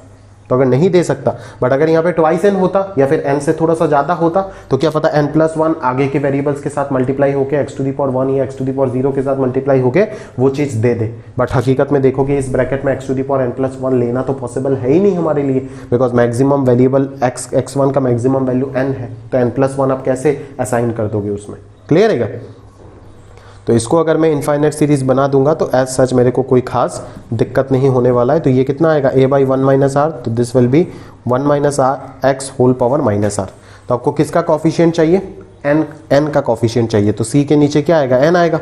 तो यहाँ पे जितना आ रहा है यहाँ पे उससे एक कम आएगा, और यहाँ पे क्या है, r है, तो ये आ गया r, सही है। तो ये कितना आ गया, n + r - 1 cn। तो यहाँ पे अगर मैंने वो वाला फॉर्मूला लगा दिया है ना, NCr = NCn - r, तो ये कितना आ जाएगा, n + r - 1 c, इन दोनों का डिफरेंस हो जाएगा r - 1। इसीलिए तो आपको बोलता हूँ सम प्लस वेरिएबल, ये देखो सारे वेरिएबल का जो सम है n, sum plus total number of variable कितना है r -1 c वेरिएबल -1। इसका प्रूफ आप इसके थ्रू भी कर सकते हो। क्लियर है क्या? चलो, तो इसी के साथ साथ एक नोट लिखा देता हूं आपको, है ना। वही सब एटलीस्ट 1 वगैरह अगर कंडीशन लग जाता है तो क्या होगा, बस लिख लो यार फॉर्मेलिटी के लिए, बाकी अपन याद ना रखने से होगा, सवाल के थ्रू सब क्लियर हो जाएगा। ठीक है, लिख लो, नोट डालो, यहां तक लिख लेना। लिखने के बाद आप नोट डालो। Note, if there are L objects, L for love, L. If there are L objects of one kind, L objects of one kind, comma, M objects of second kind, M objects of second kind, and N objects of third kind. ठीक है, मेरे तरह book का English भी ढीला है। Third kind and so on. ठीक है, and so on. Then number of ways of choosing R objects, number of ways of choosing R objects out of these objects is the coefficient of x to the power r, is the coefficient of x to the power r in the expansion, पहला bracket लिखो, 1 से start करके x to the power l तक, into अगला bracket 1 से start करके plus दे करके x to the power m तक, और फिर अगला ब्रैकेट 1 से स्टार्ट करके x to the power n तक। लिख लिए? पैराग्राफ डालो। Further if one object of each kind is to be included, तो वो 1 वाला पार्ट हट जाएगा, बस x टू दी पावर 1 से कहानी स्टार्ट होगा। क्या यार, मैं भी ये सब लिखा रहा हूँ बैठ के, क्या करें यार, फॉर्मेलिटी है। चलो, then if one object of each kind is to be included, then the number of ways of choosing R objects out of these objects is the coefficient of x to the power r in the expansion। पहला bracket में बस 1 हटा दे, पहले जो लिखा था उससे, दूसरा ब्रैकेट में 1 हटा दे, x से स्टार्ट कर, और तीसरा ब्रैकेट में 1 हटा दे, x से स्टार्ट कर, और x to the power l तक पहला ब्रैकेट में, दूसरे ब्रैकेट में x to the power m तक, और तीसरे ब्रैकेट में x to the power n तक। फॉर्मेलिटी खत्म, सवाल स्टार्ट करते, कंसेप्ट शुरू होता है। चलो, अभी फोकस करो, अभी फोकस करो। अभी इतना देर तक फालतू बातें चल रहा था, अभी ध्यान से देखो।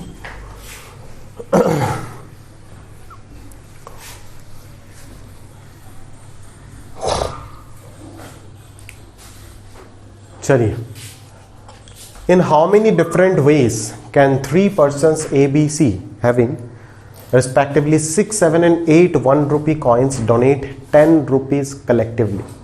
3 पर्सन कलेक्टिवली कितना डोनेट करता है? 10 रुपीज। ठीक है, 3 जन मिल करके 10 रुपीज डोनेट करता है। ठीक है, ऐसे भिखारियों को डोनेट करने को कौन बोला है भाई, है ना। कोई भी इंसान हो 10 रुपये तो खुद अकेला दे देगा। 60, 70, 80 करना चाहिए था, यहाँ पे 100 रुपीज क्यों? बट जो भी है, डोनेशन कभी कम नहीं होता है। सही बात है, मजे के लिए मैंने बोला, सीरियसली मत लीजिएगा। x1 plus x2 plus x3, है ना, 1 रुपीज भी कम थोड़ी ना होता है यार। x1 plus x2 plus x3 is equal to क्या होगा? 10। बोले क्या लिख रहे हो, x1 x2 x3 है क्या? ये तो बोलोगे। x1 x2 x3 क्या है ना, वो वेरिएबल है। क्या वेरिएबल है जानते हो? मान लो a जो है उन्होंने x1 रुपीज दिए, b जो है वो x2 रुपीज दिए, और c जो है वो x3 रुपीज दिए, और तीनों का समेशन मेरे को टोटल कितना बोला है? 10 चाहिए। अच्छा, बोले सर लिमिट्स, लिमिट तो सबका अलग अलग होगा। बोलेगा x1 मैं तो महाकंजूस हूँ, मैं तो एक भी पैसा नहीं भी दे सकता हूँ। हाँ ठीक है, तो आपका 0 लिमिट लगेगा, लोअर लिमिट। अपर लिमिट आप मैक्सिमम कितना दे सकते हो? मैक्सिमम दे सकते हो 10। नहीं, अपर लिमिट यहाँ पे दिया हुआ है कितना? 6 बोला था। हैविंग रेस्पेक्टिवली उसके पास 6 रुपीज है ही, तो वो कैसे 10 रुपीज दे देगा? पॉसिबल है क्या? कभी पॉसिबल नहीं है। x2 के ऊपर लिमिट क्या लगेगा? 0 से लेकर के 7 तक, और x3 के ऊपर लिमिट क्या लगेगा?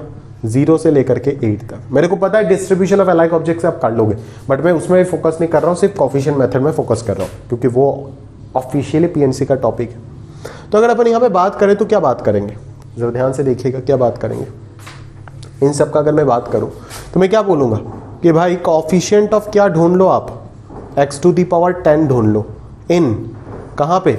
x टू दी पावर 0 से लेकर के x टू दी पावर 6 तक। क्या बात sir, x to the power 0 से लेकर के x टू दी पावर 7 तक अगला ब्रैकेट आएगा। अभी लिखना पड़ रहा है क्योंकि सबका रेंज अलग अलग है। समझ हो ना, ये x1 के लिए, x2 के लिए, x3 के लिए। बोले सर क्या यहाँ पे तीनों को इनफाइनाइट सीरीज कर देंगे तो चलेगा? नहीं चलेगा जनाब। क्यों नहीं चलेगा सर? क्योंकि अगर मैं यहाँ पे प्लस डॉट डॉट देके इंफिनिटी लगा देता हूं, तो मान ले यहाँ पे x टू दी पावर 8 आया, यहाँ से x टू दी पावर 1 आया, यहाँ से x टू दी पावर 1 आया, तो इस तरीके से प्रोडक्ट होकर भी तो x टू दी पावर 10 मिल जाएगा। तो x to the power 1 and 1 तो पॉसिबल है, बट क्या यहाँ पे x to the power 8 possible है? अगर आप तीनों जगह पे dot dot dot up to infinity लगा देते हो, तो यहाँ से x टू दी पावर 8 तो पॉसिबल नहीं होगा ना दोस्त। अब कैसे हो जाएगा? पॉसिबल होगा कि x टू दी पावर 8? नहीं, यहाँ पे पॉसिबल नहीं होगा, क्योंकि इसका मैक्सिमम, इसके पास 6 रुपीज़ ही है, तो वो 8 रुपीज़ कहाँ से ऑफर करेगा?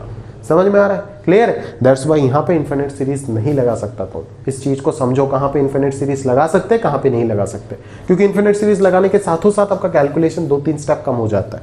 क्लियर है? चलो, तो अभी तो संभाल लोगे।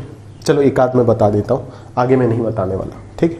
तो ये हो जाएगा कितना टर्म? 7 टर्म हो जाएगा, a into 1 minus r to the power n divided by 1 minus r। तो ये तो हर जगह पे आएगा शायद, तीनों फैक्टर में, और यहाँ पे 1 minus x to the power 8 और यहाँ पे 1 minus x to the power 9 आ जाएगा। अरे आएगा नहीं आएगा? अरे आएगा नहीं आएगा? चलो ऐसे कौन बोलता है सर? एनवी सर बोलते नहीं। 1 minus x power 7 minus x power 8 plus x power 8 और 7 15। क्यों? 1 माइनस एक्स पावर 9 अपॉन, अच्छा इसको भी ऊपर ही उठा देते, क्यों? 1 माइनस एक्स होल पावर -3। अभी देख तो एक चीज सोच तो, ये कितना है? 1 minus x to the power 7 minus x to the power 8 plus x to the power 15 minus x to the power 9 plus x to the power 16 plus x to the power 17 minus x to the power 24। ठीक है, तो कैसे करेंगे? Calculation हो जाएगा ना गंदा। अच्छा, इसके साथ ये जब प्रोडक्ट होगा तो एक्स टू दी पावर 10 का कोई कॉफिशिएंट तो मिल ही नहीं सकता, इसके साथ भी नहीं मिल सकता, इसके साथ भी नहीं मिल सकता, इसके साथ भी नहीं मिल सकता, क्योंकि अगर ये चारों के चारों तो एक्स टू दी पावर 10 को एक्सीड कर गया ना, तो अगर मिलने को मिल सकता है तो सिर्फ इन चारों के साथ मिल सकता है। तो आप कैसे बोलोगे, है ना?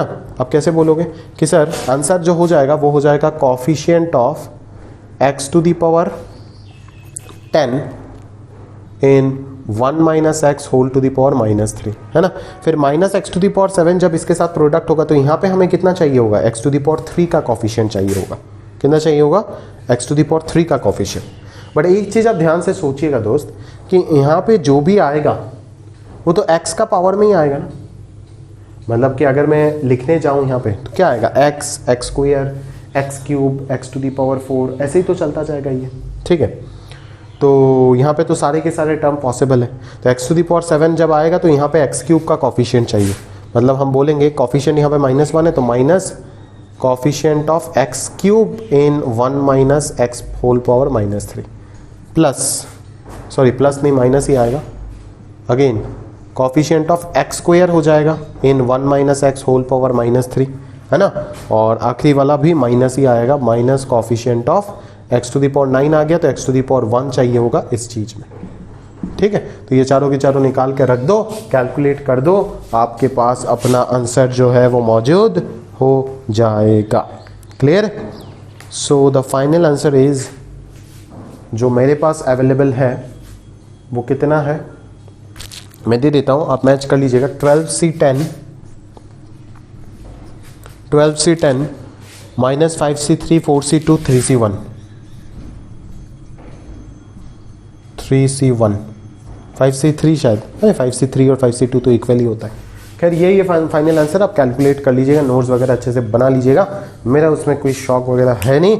अपन चलते अगले क्वेश्चन में और एकदम धनाधन सवाल बताते। क्यों? चलिए हटा देते इसको। समझ गए होंगे दोस्त, मामला क्लियर होगा पूरा। चलिए, in how many ways the sum of upper faces of 4 distinct dice can be 6? Sum of upper faces of 4 distinct dice can be 6, मतलब x1 plus x2 plus x3 plus x4 का summation कितना चाहिए? 6। ठीक है। और जहां पे अपर face है डाई में तो जीरो तो नहीं आ सकता है, 1 से 6 तक कुछ भी आ सकता है ना। चारों के चारों वेरिएबल के लिए 1 से 6 तक हो जाएगा आपका रेंज, ठीक है। तो वही करोगे आप, क्या चाहिए होगा आपको, x⁴ का कॉफिशिएंट ढूंढ लोगे, कहाँ पे, x⁴ से स्टार्ट होगा आपकी बार, ऑब्वियसली x⁴ तक जाएगा और यही होल⁴ आएगा, क्योंकि चारों वेरिएबल में सेम कंडीशन दिया हुआ है। अभी आप बोलोगे कि सर क्या यहाँ पे मैं इन्फिनिट सीरीज कर सकता हूँ? हाँ कर सकते हो, क्योंकि x⁴ अगले वाले के साथ मल्टीप्लाई होकर x⁴ कभी नहीं देगा, ये दोनों सेम हो गया, इधर का लास्ट और इधर का। तो आराम से इसको आप इन्फिनिट जीपी बना करके सॉल्व करके आंसर निकाल सकते हो, इसमें कोई शक वाली बात नहीं है, ठीक है दोस्त, क्लियर है। तो हम आपको आंसर बता देते हैं, ठीक है, हम आपको आंसर बता देते हैं कि आंसर जो है वो है 10, आंसर जो है वो मेरे पास है 10 है आंसर, 10 देख लेता हूँ, चलो मैं सही बता रहा हूँ, ये गलत बता रहा हूँ। ये कितना आ जाएगा, a/1 - r कितना है, 1 - x, तो ये तो x⁴ है और यहाँ से ये होल पावर -4 हो जाएगा। तो अगर तेरे को x⁴ का कॉफिशिएंट चाहिए तो इसमें x⁴ का कॉफिशिएंट चाहिए, इसमें x⁴ का कॉफिशिएंट क्या हो जाएगा, c2, यहाँ पे 1 आ जाएगा और यहाँ पे 4 आ जाएगा, तो 5c2 10 ही है, सही है। चलो number 3, find the non negative integral solutions of the equation x1 + x2 + x3 + 4x4 बराबर 20। चलो अभी इसको अगर आप जनरली करते ना, डिस्ट्रीब्यूशन से अगर आप इसको करते तो कैसे करते दोस्त, एक बार मेरे को बताएंगे क्या कैसे करते आप?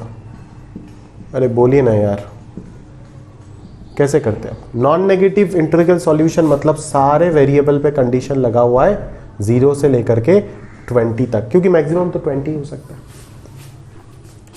अभी यहां पे ना अपन कैसे करते, अब जानते हो आप, नहीं जानते हो, मैं बताता हूं।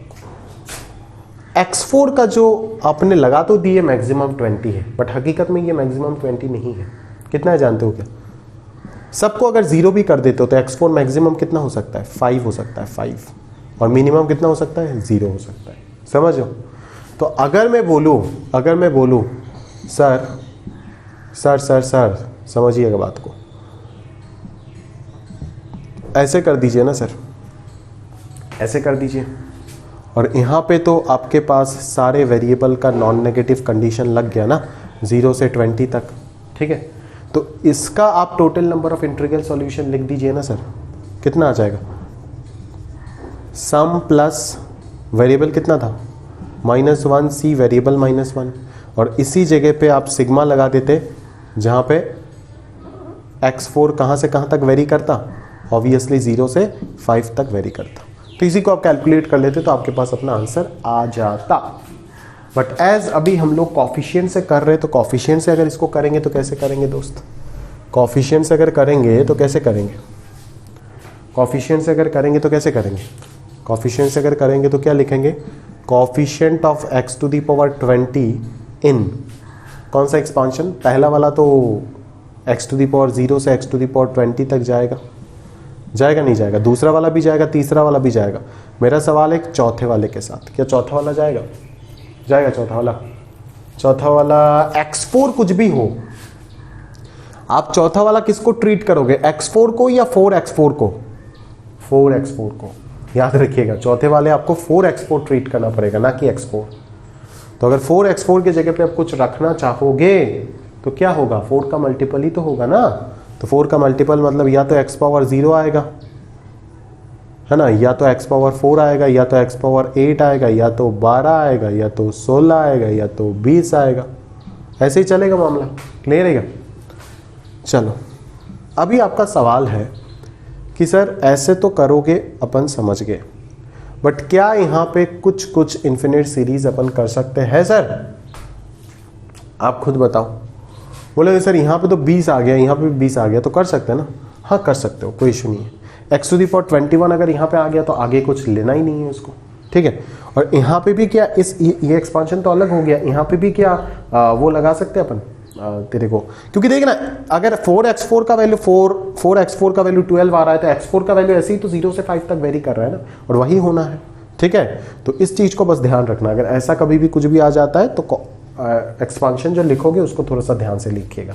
4 का मल्टीपल होगा वो ऑब्वियसली, है ना। बच्चे यहाँ पे गड़बड़ कर देते, ये दिस टू दी पावर 4 लगा देते, जो कि गलत हो जाता है। अगर दिस टू दी पावर 4 हो जाता है तो x1 plus x2 plus x3 plus x4 equal to 20 और x1 plus x2 plus x3 plus 4x4 equal to 20 में तो कोई अंतर रहेगा ही नहीं दोस्त। क्लियर है क्या? चलो, तो यहाँ पे लगा सकते डॉटेड, यहाँ पे भी लगा सकते, क्योंकि आगे अगर x टू दी पावर 24 किसी के भी साथ मल्टीप्लाई हुआ तो कभी भी x टू दी पावर 20 का कोफिशिएंट देगा क्या? कभी भी नहीं दे सकता। तो इसको भी इन्फिनिट सीरीज कर सकते हो, इसको भी इन्फिनिट सीरीज कर, तो इसको अगर इन्फिनिट सीरीज कर देंगे तो ये कितना आ जाएगा 1 माइनस एक्स होल पावर -3, और ये कितना आ जाएगा, ये आ जाएगा 1/1 माइनस एलसीएम के रेशियो कितना, कॉमन रेशियो इतना। ठीक है, तो आंसर आ जाएगा इतना इंटू इतना, इतना इंटू इतना। ठीक है, तो इतना इंटू इतना कितना होता है, देखोगे नहीं क्या? इतना इंटू इतना कितना होता है, सही है। तो इसको मैन्युअली ना सोचना पड़े। x टू दी पावर 20 का कोफिशिएंट चाहिए दोस्त, 20 समझ पा रहे होगे? 20 का कोफिशिएंट चाहिए, 20 का कोफिशिएंट चाहिए, तो 20 तो प्रॉब्लम कर देगा यार। 1 plus x square 1 minus x square, 20 तो प्रॉब्लम कर देगा। यहाँ पे कैसे निकालेंगे? दोनों को सीरीज को मल्टीप्लाई नहीं करना पड़ जाएगा, प्रॉब्लमेटिक सीन हो गया। आंसर क्या दिया हुआ है? प्रॉब्लमेटिक सीन आ जाएगा दोस्त, मैन्युअली करना पड़ेगा, और कोई रास्ता नहीं है हमारे पास। आंसर ऐसे घटिया फॉर्म में मैं चेक भी नहीं कर सकता। 22C20 ये वो ऐसे वैसे जो भी है यार, मैन्युअली करो, और कोई रास्ता नहीं है आपके पास, है ना। मतलब इसको वैसे ही रख दो आप, नहीं तो कैसे चेक करोगे? इसको वैसे ही रखना पड़ेगा, अदरवाइज तो कर नहीं पाओगे। ठीक है, तो अगर इससे मल्टीप्लाई हुआ तो इसमें x टू दी पावर 20 का कोफिशिएंट वही आ जाएगा ना, पहले जैसे किया था यार, coefficient of x to the power 20 into this. फिर इससे जब ये मल्टीप्लाई होगा तो प्लस ही आएगा, तो उसमें कोफिशिएंट ऑफ कितना देखेंगे? Coefficient of x to the power 16 देखेंगे, क्योंकि 4 तो निकल गया। फिर कोफिशिएंट ऑफ क्या देखेंगे? 12 देखेंगे, क्योंकि 8 निकल गया। फिर कोफिशिएंट ऑफ 8 देखेंगे, क्योंकि 12 निकल गया। फिर कोफिशिएंट ऑफ 12 देखेंगे, क्योंकि 8 निकल जाएगा, इधर आ जाएगा ना यार। नहीं, 8 के बाद 4 देखेंगे, क्योंकि यहाँ पे 16 आ जाएगा, और 20 जब आ जाएगा तो coefficient of x to the power 0 देखेंगे। उसके बाद से तो हो ही नहीं सकता ना, उसके बाद से यहाँ पे x टू दी पावर 24 आ जाएगा, तो पॉसिबल है ही नहीं। यहाँ पे नेगेटिव तो नहीं बोल सकता, यहाँ पे x टू दी पावर 24 और यहाँ पे x टू दी पावर -4 का कोफिशिएंट ऐसे तो बोल नहीं सकता, क्योंकि यहाँ पे जो भी आएगा वो x का इंक्रीजिंग पावर आएगा, x स्क्वायर x। याद है ना आपको 1 plus x whole to the power n का फॉर्मूला? यहाँ पे x स्क्वायर x क्यूब वैसे ही चलता है। ठीक है, ऐसे ही चलता है, समझो मेरी बात को, ऐसे ही चलता है। तो इसको कैलकुलेट कर लेना, आंसर आ जाएगा आपके पास। क्लियर है? कभी कभी ना कोई मेरे को ये डाउट पूछता है कि सर आप जो ये सब एक्सपांशन यूज़ कर रहे हो, आपको कैसे पता चला कि x का वैल्यू जो है -1 से 1 के बीच में, क्योंकि ये एक्सपांशन वैलिड होने के लिए तो -1 से 1 के बीच में होना चाहिए x का वैल्यू, बट यहाँ पे तो ज़रूरी नहीं है कि x का वैल्यू -1 से 1 के बीच में होगा। वो कंफ्यूज हो जाता है इस x को लेकर के और इस x को लेकर के। ये वेरिएबल थोड़ी ना इसका वेरिएबल है, यहाँ पे x हकीकत में जाके देखोगे -1 से 1 के अंदर ही है। समझ में आ रहा है ना? ये एक्सपांशन जिसके लिए वैलिड है वो -1 से 1 के अंदर ही है। बात समझ में आ रहा है ना? ये तो अपने को इसके थ्रू सॉल्व करके आ रहा है, समझ में आया ना? तो इस वेरिएबल के साथ उस वेरिएबल को कंफ्यूज नहीं कर सकते अपन। क्लियर है? चलो, तो ये हो गया। अभी 4 जैसे क्वेश्चंस भी ऑलरेडी आपको कराया गया होगा डिस्ट्रीब्यूशन ऑफ अलाइक ऑब्जेक्ट में। ठीक है, कैसे कराया गया था? याद है कुछ? है कुछ याद? है कुछ याद? है कुछ याद नहीं है? डमी वेरिएबल इंट्रोड्यूस करोगे, इनइक्वालिटी को इक्वालिटी में कन्वर्ट करोगे, है ना। इन सब पांचों का summation less than equal to 20 है, तो मैं ऐसा एक और वेरिएबल 6 लेकर के आ जाता हूँ, सच दैट द सम जो होगा वो इक्वल टू 20 हो जाएगा। अभी एज यहाँ पे लेस देन इक्वल टू दिया गया है, मतलब ये चीज़ कभी कभी 20 के इक्वल भी हो सकता है, मतलब x6 का वैल्यू कभी ना कभी 0 भी हो सकता है, मतलब x6 जो होगा वो 0 से स्टार्ट होगा और मैक्सिमम 20 तक चलेगा। क्लियर? और as non negative integral solution आपको पूछा गया है तो x6 सारे के सारे वेरिएबल ही 0 से 20 तक हो जाएगा। तो बस डायरेक्टली कर लेना coefficient of x to the power 20 in 1 plus x plus up to dot dot x to the power कहाँ तक 20 होल टू द पावर 6। ठीक है, आंसर अगर मेरे पास है तो मैं बता देता आपको अभी अभी। हाँ 25C20 है, 25C20 is the correct answer, 25C20 इस प्रॉब्लम के लिए, हाँ फोर्ड वाले के लिए। ठीक है, अगले क्वेश्चन पे चलते, प्रॉब्लम नंबर 5, 6, 7 वर्ड प्रॉब्लम आ गया। चलो इनको करते अभी फटाफट खत्म करते।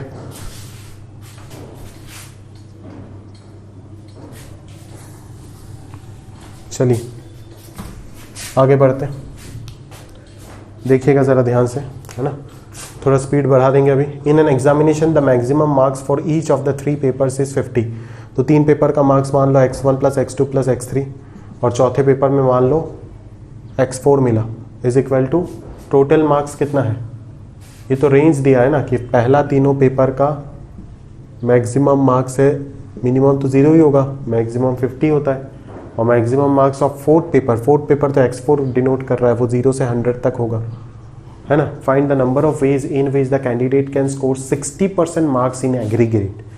तो 60% मार्क एग्रीगेट, तो टोटल मार्क कितना है, टोटल मार्क है 100 plus 3 into 50 150, 250 will be the total mark. तो टोटल मार्क का 60% हो जाएगा मतलब जो वो स्कोर करेगा, तो उनको स्कोर कितना करना है, 250 का 60% उनको स्कोर करना है, दैट इज 150, है ना। तो x1 x2 x3 x4 को इनमें से ऐसे आपको अरेंज करना है सच दैट समीशन 150 आ जाए। तो क्या ढूंढोगे आप, coefficient of x to the power 150 ढूंढोगे इन दिस, है ना, और आखिरी वाला x टू द पावर 100 तक आ जाएगा। बस कर लो, खत्म बात। इन्फिनिट सीरीज तो यहाँ पे कर नहीं सकते हो, ये तो पॉसिबल नहीं है, वो तो आप खुद भी समझ रहे होंगे। क्लियर है, बस निकाल दो आंसर।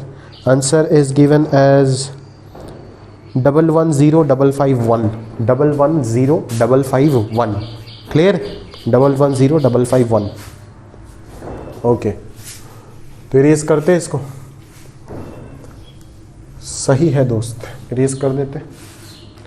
आगे बढ़ते अगला question, in how many ways can 15 identical blankets can be distributed among 6 beggars such that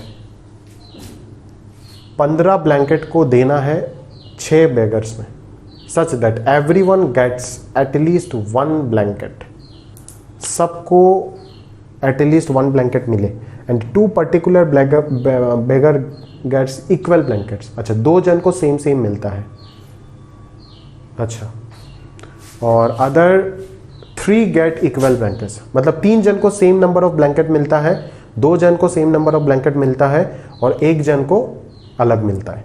तो मैं मान लेता हूं x1 नंबर ऑफ ब्लैंकेट 3 जन को मिल रहा है, तो ये क्या हो जाएगा, 3x1 हो जाएगा।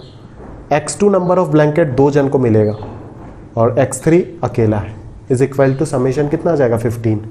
ठीक है, और सबको एटलीस्ट 1 ब्लैंकेट तो मिलना ही चाहिए, ऑब्वियसली करप्शन नहीं होना चाहिए, सबको एटलीस्ट 1 ब्लैंकेट तो मिलना ही चाहिए। और मैक्सिमम सभी कितना हो पाएगा, मैक्सिमम जितना भी हो पाए हमको उससे मतलब नहीं है। ठीक है ना। तो यहाँ पे अगर ग्रेटर देन इक्वल टू 1 है, तो अगर आप नॉन नेगेटिव कंडीशन, अगर आप coefficient non distribution of alike object से करना चाहते हो तो x1 को a+1, x2 को b+1 और x3 को c+1 सब्सटीट्यूट करके करोगे, ताकि abc के ऊपर नॉन नेगेटिव कंडीशन आ जाए, तब तो आप सम प्लस वेरिएबल -1 वेरिएबल -1 से कर लोगे। और अगर कोएफिशिएंट से करना चाहते हो तो डायरेक्टली आप क्या करोगे, x टू द पावर 15 का कोएफिशिएंट इन कौन सा यहाँ पे 3 का मल्टीपल आएगा, यहाँ पे 3 का मल्टीपल क्या होगा, x टू द पावर 0, नहीं x टू द पावर 0 नहीं आ सकता, क्योंकि 1 ब्लैंकेट तो मिलना ही पड़ेगा सबको, x³ plus x to the power 6, ऐसे करते करते maximum x to the power 15, x to the power 15 भी नहीं आ सकता, क्योंकि अगर यहाँ पे x टू द पावर 15 आ गया तो बाकी सबको तो 0 0 मिल जाएगा, जो कि पॉसिबल नहीं है, तो ये 12 तक जाएगा, समझो। अगला वाला हो जाएगा 2 का मल्टीपल, दैट इज x² से लेकर के हो जाएगा आपका आपको मतलब ये सब आप 15 यहाँ पे लिख भी देते तो आंसर में कोई डिफरेंस नहीं आता, आप समझ रहे हो। तो 15 से आप 14 तक लिख दो, ख़त्म बात। और अगला वाला हो जाएगा आपका x⁻1 से लेकर के मान लीजिए 14 या 15, जहाँ तक भी लिखना चाहते हैं आप लिखें, क्या कोई इशू नहीं है यहाँ पे, ठीक है। अभी बस तीनों को आप जीपी सीरीज से सम करके (1) करके एक्सपांशन करके आंसर निकाल दीजिए, ख़त्म बात, ठीक है ना। तो कोई भी यहाँ पे खास एज सच कोई दिक्कत वाली बात तो है नहीं, ठीक है। और ये तीनों को तीनों इनफाइनाइट सीरीज तक भी लेके जा सकते हो, कोई इश्यूज़ नहीं है यहाँ पे, ठीक है, कोई भी इश्यूज़ नहीं, अपने आप वो सारे केसेस हट जाएंगे। क्लियर है क्या? अपने आप वो सारे केसेस हट जाएंगे, कोई टेंशन वाली बात नहीं है। आंसर है 12, मिल गया answer, answer is 12, okay, answer is 12। चलो अगला क्वेश्चन चल, नंबर 7, अगला क्वेश्चन चलते चलिए।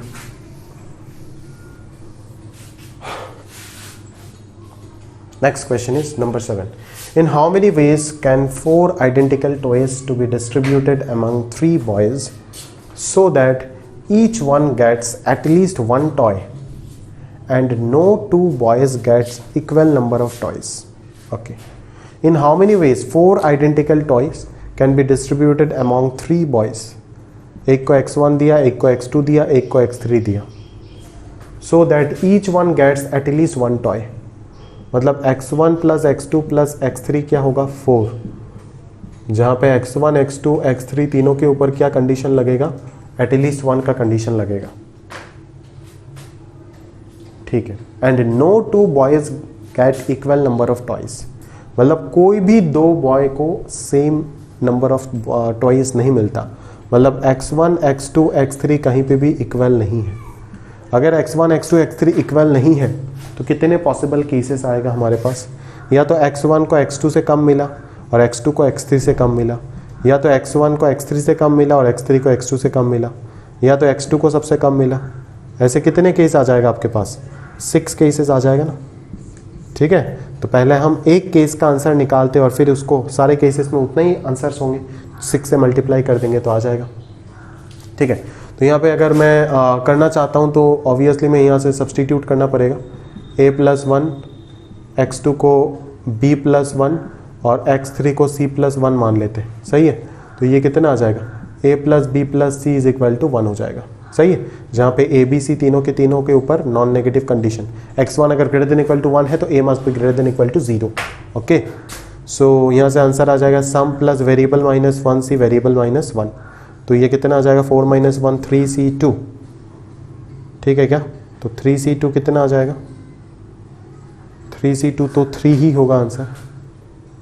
सो आंसर 18, आंसर कितना है देख लेता हूँ मैं। अरे यार ये में तो मामला गड़बड़ हो गया, आंसर तो दिया हुआ है 60 दिया हुआ आंसर। 60 क्यों होगा भाई बोलो, 60 क्यों होगा, 60 क्यों होगा, 60 क्यों होगा बोलो। 60 तो नहीं होना चाहिए, 60 मतलब यहाँ पे एक केस का आंसर 10 चाहिए, 10। x1 को a+1 अगर लिखा तो x1 इज > 1। अच्छा प्रॉब्लम हो जाएगा, टफ क्वेश्चन है भाई, बहुत टफ क्वेश्चन है। देखो प्रॉब्लम हो जाएगा अगर मैं x1 को > 1 बोलूँ, है ना, तो a को > 0 बोल रहा हूँ, बट उस केस में ज़रूरी नहीं है ना कि b भी > 0 हो, क्योंकि आपने तो ये कंडीशन के ऊपर बेस करके आंसर निकाल रहे हो, that is x1 is less than x2 is less than x3, इसके ऊपर बेस करके आंसर निकाल रहे हो, समझ हो क्या। अगर आप इसके ऊपर बेस करके आंसर निकाल रहे हो तो मामला गड़बड़ हो जाएगा भाई। नॉन नेगेटिव कंडीशन के लिए आपको सब्सटीट्यूशन और सही करना पड़ेगा। सब्सटीट्यूशन क्या करना पड़ेगा जानते हो, आप x1 को a मान लो, चलो कोई दिक्कत नहीं होगा, बट b जो आप मानोगे ना, b जो आप मानोगे वो आपको x2 - x1 को मानना चाहिए था, x2 - x1 को b मानना चाहिए था, और c आपको x3 - x2 को मानना चाहिए था, तब आपको नॉन नेगेटिव कंडीशन मिलता। क्योंकि x3 इज > x2 तो x3 - x2 c हो जाएगा, इस तरीके से आपको एज्यूम करना चाहिए था। तो x1 की जगह पे अगर मैं a लिख भी देता हूं तो x2 की जगह पे कितना आ जाएगा, a + b आ जाएगा, और x3 की जगह पे आ जाएगा a plus b plus c equals to 4 और यहाँ पे a b c greater than equal to 0 आ जाएगा। तो यहाँ से जो आपके पास आंसर आएगा वो आएगा thrice a plus 2 B plus C बराबर 4, ठीक है, जहाँ पे ए बी सी तीनों ग्रेटर देन इक्वल टू 0 है। सही, तो यहाँ से आंसर कितना आ जाएगा दोस्त, बताओ एक बार। आंसर कितना आएगा, बोलो, नहीं बोलोगे? आंसर अगर मैं ध्यान से देखूं तो 3 है। फॉर्मूले से तो नहीं कर पाओगे ना यहाँ पे, क्योंकि 3a आ गया 2b आ गया, प्रॉब्लम हो जाएगा। फॉर्मूले से अगर करना है तो यहाँ पे इसको उस तरफ लेकर के सिग्मा लगाना पड़ेगा, वो सब नौटंकी होगा। तो बेटर है कोफिशिएंट से ही कर लेते हैं। तो कोफिशिएंट ऑफ कितना हो जाएगा, x टू दी पावर 4 इन कहाँ पे आएगा, ये क्या होगा, 3 का मल्टीपल होगा, x to the power 0 plus x to the power 3 plus x to the power 6, ऐसे ही कर लो। अगला वाला हो जाएगा x पावर 0 x पावर 2, और अगला वाला हो जाएगा x to the power 0 plus x power 1, यही हो जाएगा, ठीक है, यही हो जाएगा आंसर। तो यहाँ से आपको मिलेगा 10, सही है, ये आपको कैलकुलेट करके 10 मिल जाएगा। और अगर ये 10 मिल गया तो उधर से आपको 6 इंटू 10 60 आ जाएगा आंसर, ठीक है। तो ये थोड़ा सा ट्रिकी क्वेश्चन था, इसमें मिस्टेक्स होने का चांसेस बहुत ज़्यादा है यार, ठीक है। ये कंसेप्ट समझिएगा अच्छे से, है ना। अगर आप ये सब्सटीट्यूशन यहाँ पे करोगे तभी काम होगा, नॉन नेगेटिव कंडीशन आएगा। क्योंकि अगर आप x2 greater than equal to 1 बोलोगे, दिया हुआ है, तो b greater than equal to 0 जरूरी नहीं है, क्योंकि आप इस कंडीशन के ऊपर काम कर रहे हो ना, ठीक है। मान लो x2 अगर ग्रेटर देन इक्वल टू मान लो, मैं आपको कैसे समझाऊं, जैसे मान लो x2 greater than equal to 1 है ना, अगर ये 3 हो गया, अगर ये 3 हो गया, जैसे इसमें क्या प्रॉब्लम है मैं आपको बता देता हूँ। जैसे कि आप समझ सकते होंगे कि b ग्रेटर देन, अगर आप x2 को डायरेक्टली b प्लस 1 सब्स्टिट्यूट कर देते तो b greater than equal to 0 आ रहा है। तो यहाँ पे ये कंडीशन नहीं बन रहा है ना, x1 is less than x2 is less than x3, ये कंडीशन तो यहाँ पे क्रिएट नहीं हो पा रहा है ना, ठीक है। क्या पता तीनों के तीनों एक साथ अगर 0 0 हो जाता है तो x1 x2 x3 इक्वल भी आ सकता है ना। तो अगर x1 का वैल्यू आप ये इस तरीके से सब्स्टिट्यूट करोगे तो तीनों वेरिएबल इक्वल होने का भी चांस बन जाएगा। बट यहाँ पे तो क्वेश्चन में स्ट्रिक्टली मना करके दिया है कि no 2 boys gets equal number of toys, ठीक है, समझ में आ रहा है, दैट्स वाई। बट अगर आप इस तरीके से एज्यूम करोगे तो कभी भी ए बी सी तीनों के x1 x2 x3 तीनों के तीनों कभी भी इक्वल हो ही नहीं सकता, क्लियर है। और ए बी सी साथों के साथ नॉन नेगेटिव भी रहेगा, ठीक है। तो ये एक अच्छा क्वेश्चन है, इसको ज़रूर आप अच्छे तरीके से नोट्स वगैरह बना करके रखिएगा, अदरवाइज ये क्वेश्चन आपको स्ट्रगल करेगा, ठीक है, स्ट्रगल में डालेगा अच्छे से। अगला क्वेश्चन चलते हैं, फाइंड नंबर ऑफ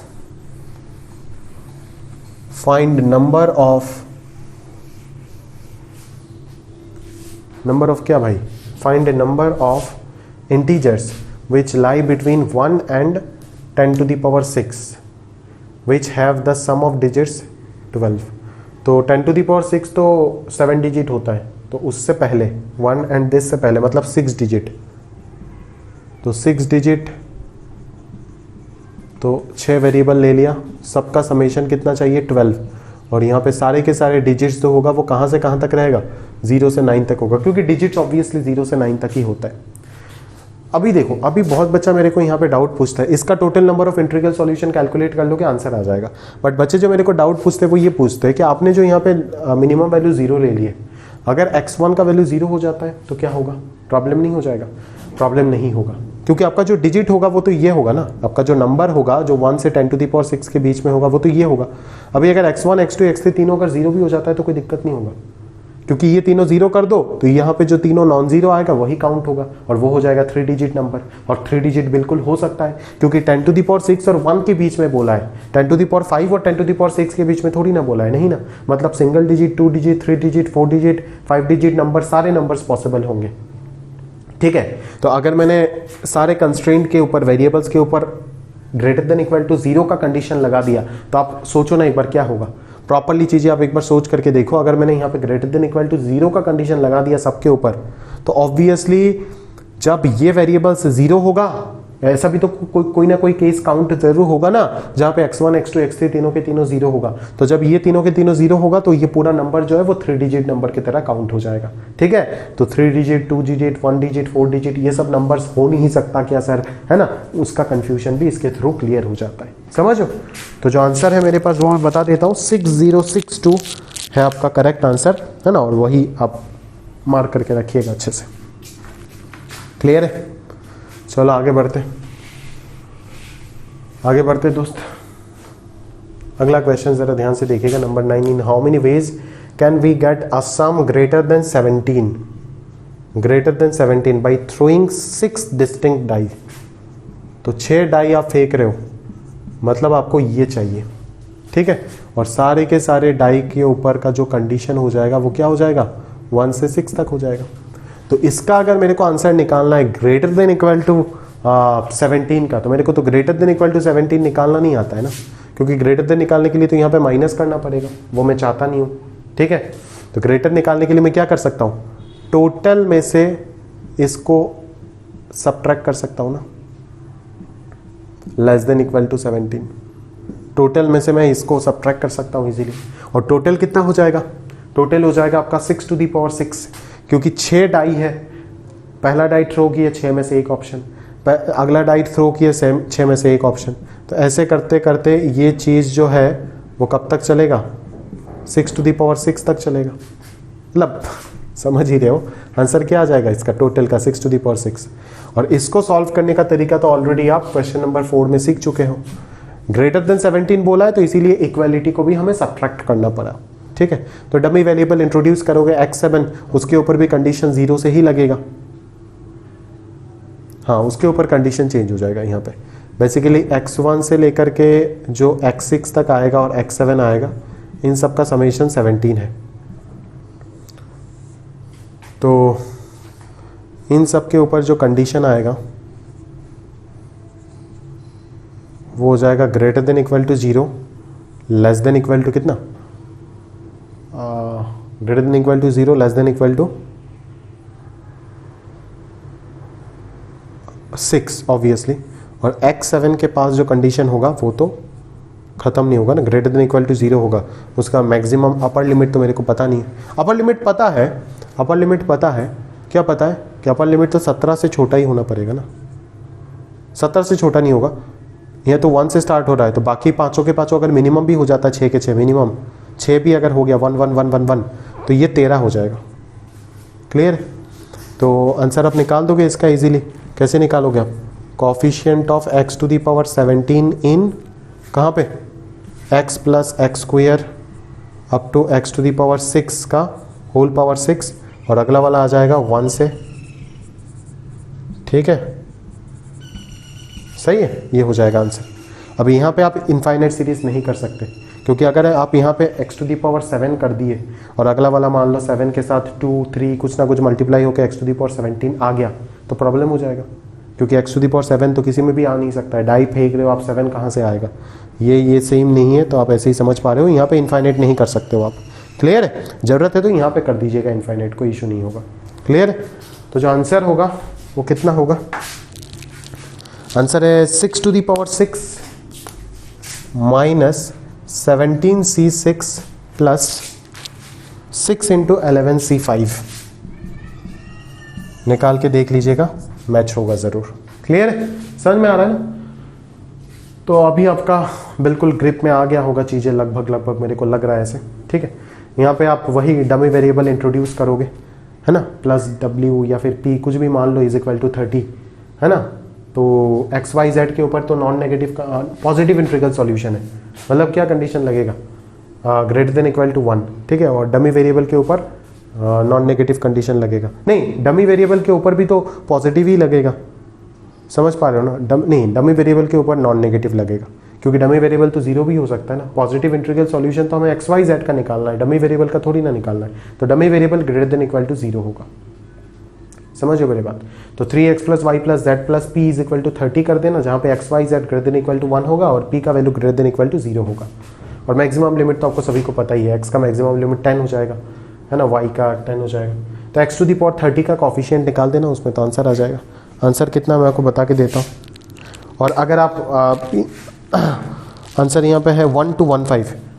मैं आपको एक और चीज़ बता देता हूँ, अगर आप उससे करना चाहते हो डिस्ट्रीब्यूशन ऑफ अलाइक ऑब्जेक्ट से, तो भी आप इजीली कर सकते हो। डमी वेरिएबल इंट्रोड्यूस करके आप 3x को उधर भेज देना, तो y + z + p = 30 का total number of integral obviously substitute करना पड़ेगा पहले, क्योंकि ये पॉजिटिव इंटीग्रल सॉल्यूशन है। तो x का वैल्यू a+1, y का वैल्यू b+1 और z का वैल्यू c+1 सब्सटीट्यूट करके ABC में नॉन नेगेटिव कंट्रीब्यूशन लेके आओगे, एंड देन 3a को आप उधर भेज दोगे, तो ये आ जाएगा b + c = समथिंग, और a का वैल्यू आप वेरी करा दोगे। 1 से लेकर के कहाँ तक जा सकता है मैक्सिमम, 10 तक जा सकता है। 10 तक भी नहीं जा पाएगा मैक्सिमम, 10 तक भी नहीं जाएगा, क्योंकि अगर 10 हो गया तब तो इन दोनों को 0 होना पड़ेगा, जो कि पॉसिबल नहीं है। हाँ, जब आप उसको नॉन नेगेटिव में कन्वर्ट कर दोगे तब तो हो सकता है 0। तो 1 से लेकर के 10 तक आप समेशन कर दीजिएगा, है ना, 3a को उस तरफ लेकर के जा। क्लियर है? चलो, जो भी चेंजेस आता है अकॉर्डिंगली कर लेना, करके कैलकुलेट कर लेना, तो आंसर 1 to 15 आ जाएगा आपके पास। क्लियर है? चलिए, तो मैंने काफ़ी डिटेल में ये टॉपिक आपको भी पढ़ा दिया, है ना। बाकी आगे के रिमेनिंग क्वेश्चंस आप होमवर्क में ले जाओ, कर लो आंसर होमवर्क में, है ना। मेरे पास आंसर्स अवेलेबल है तो मैं ज़रूर देने का प्रयास करूँगा आपको।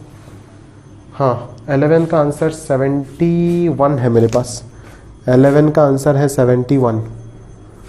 12, 13 का कोई आंसर मेरे पास अवेलेबल है नहीं। 14 का आंसर 15 है, 14 का आंसर 14 नहीं, 13 का आंसर 15 अवेलेबल है मेरे पास। अच्छा, 15 का आंसर नहीं है मेरे पास, है ना। फाइंड नंबर ऑफ इंटीजर्स विच लाई, अच्छा 14 में कर दूंगा, चलो 14 में कर दूंगा। और यहाँ पे तो खास कुछ दिख नहीं रहा है करने लायक। 10² एंड 10⁵ के बीच में इसका आंसर अवेलेबल है क्या? 3405 है इसका आंसर, 3405 है। चलो ये भी बता दूंगा, 3405 है इसका आंसर। 14 और 16 बता दूंगा। Between 1 and 100 can be chosen at most 10। चलो 17 भी बता दूंगा। 17 का आंसर भी मेरे पास अवेलेबल है शायद, 100C2 - 90C2, ठीक है। और 15 का आंसर भी मेरे पास नहीं, 15 का आंसर नहीं है मेरे पास। ओ 9C4 है 15 का आंसर, 15 नहीं मतलब 18 का आंसर 9C4, ठीक है। तो यहाँ पे एक आध दो सवाल और बता देता हूँ तो क्लियर हो जाएगा पूरा। मतलब वेरिएशन है अलग अलग प्रकार का, और कुछ भी नहीं है खास। थोड़ा सा सोचना है, किस पॉइंट पे सोचना है, आप समझ ही गए होंगे, है ना। और अगर ये पॉइंट क्लियर है आपका, हो गया काम। 14 देख लीजिए, number of integers which lies between 786 and 999786। 999786 इन दोनों के बीच में if the sum of their digit is 25, sum of their digit अगर 25 होना है, ठीक है, तो देखो दोस्त, आपको ये बताना पड़ेगा। मैं अगर इसको करूंगा तो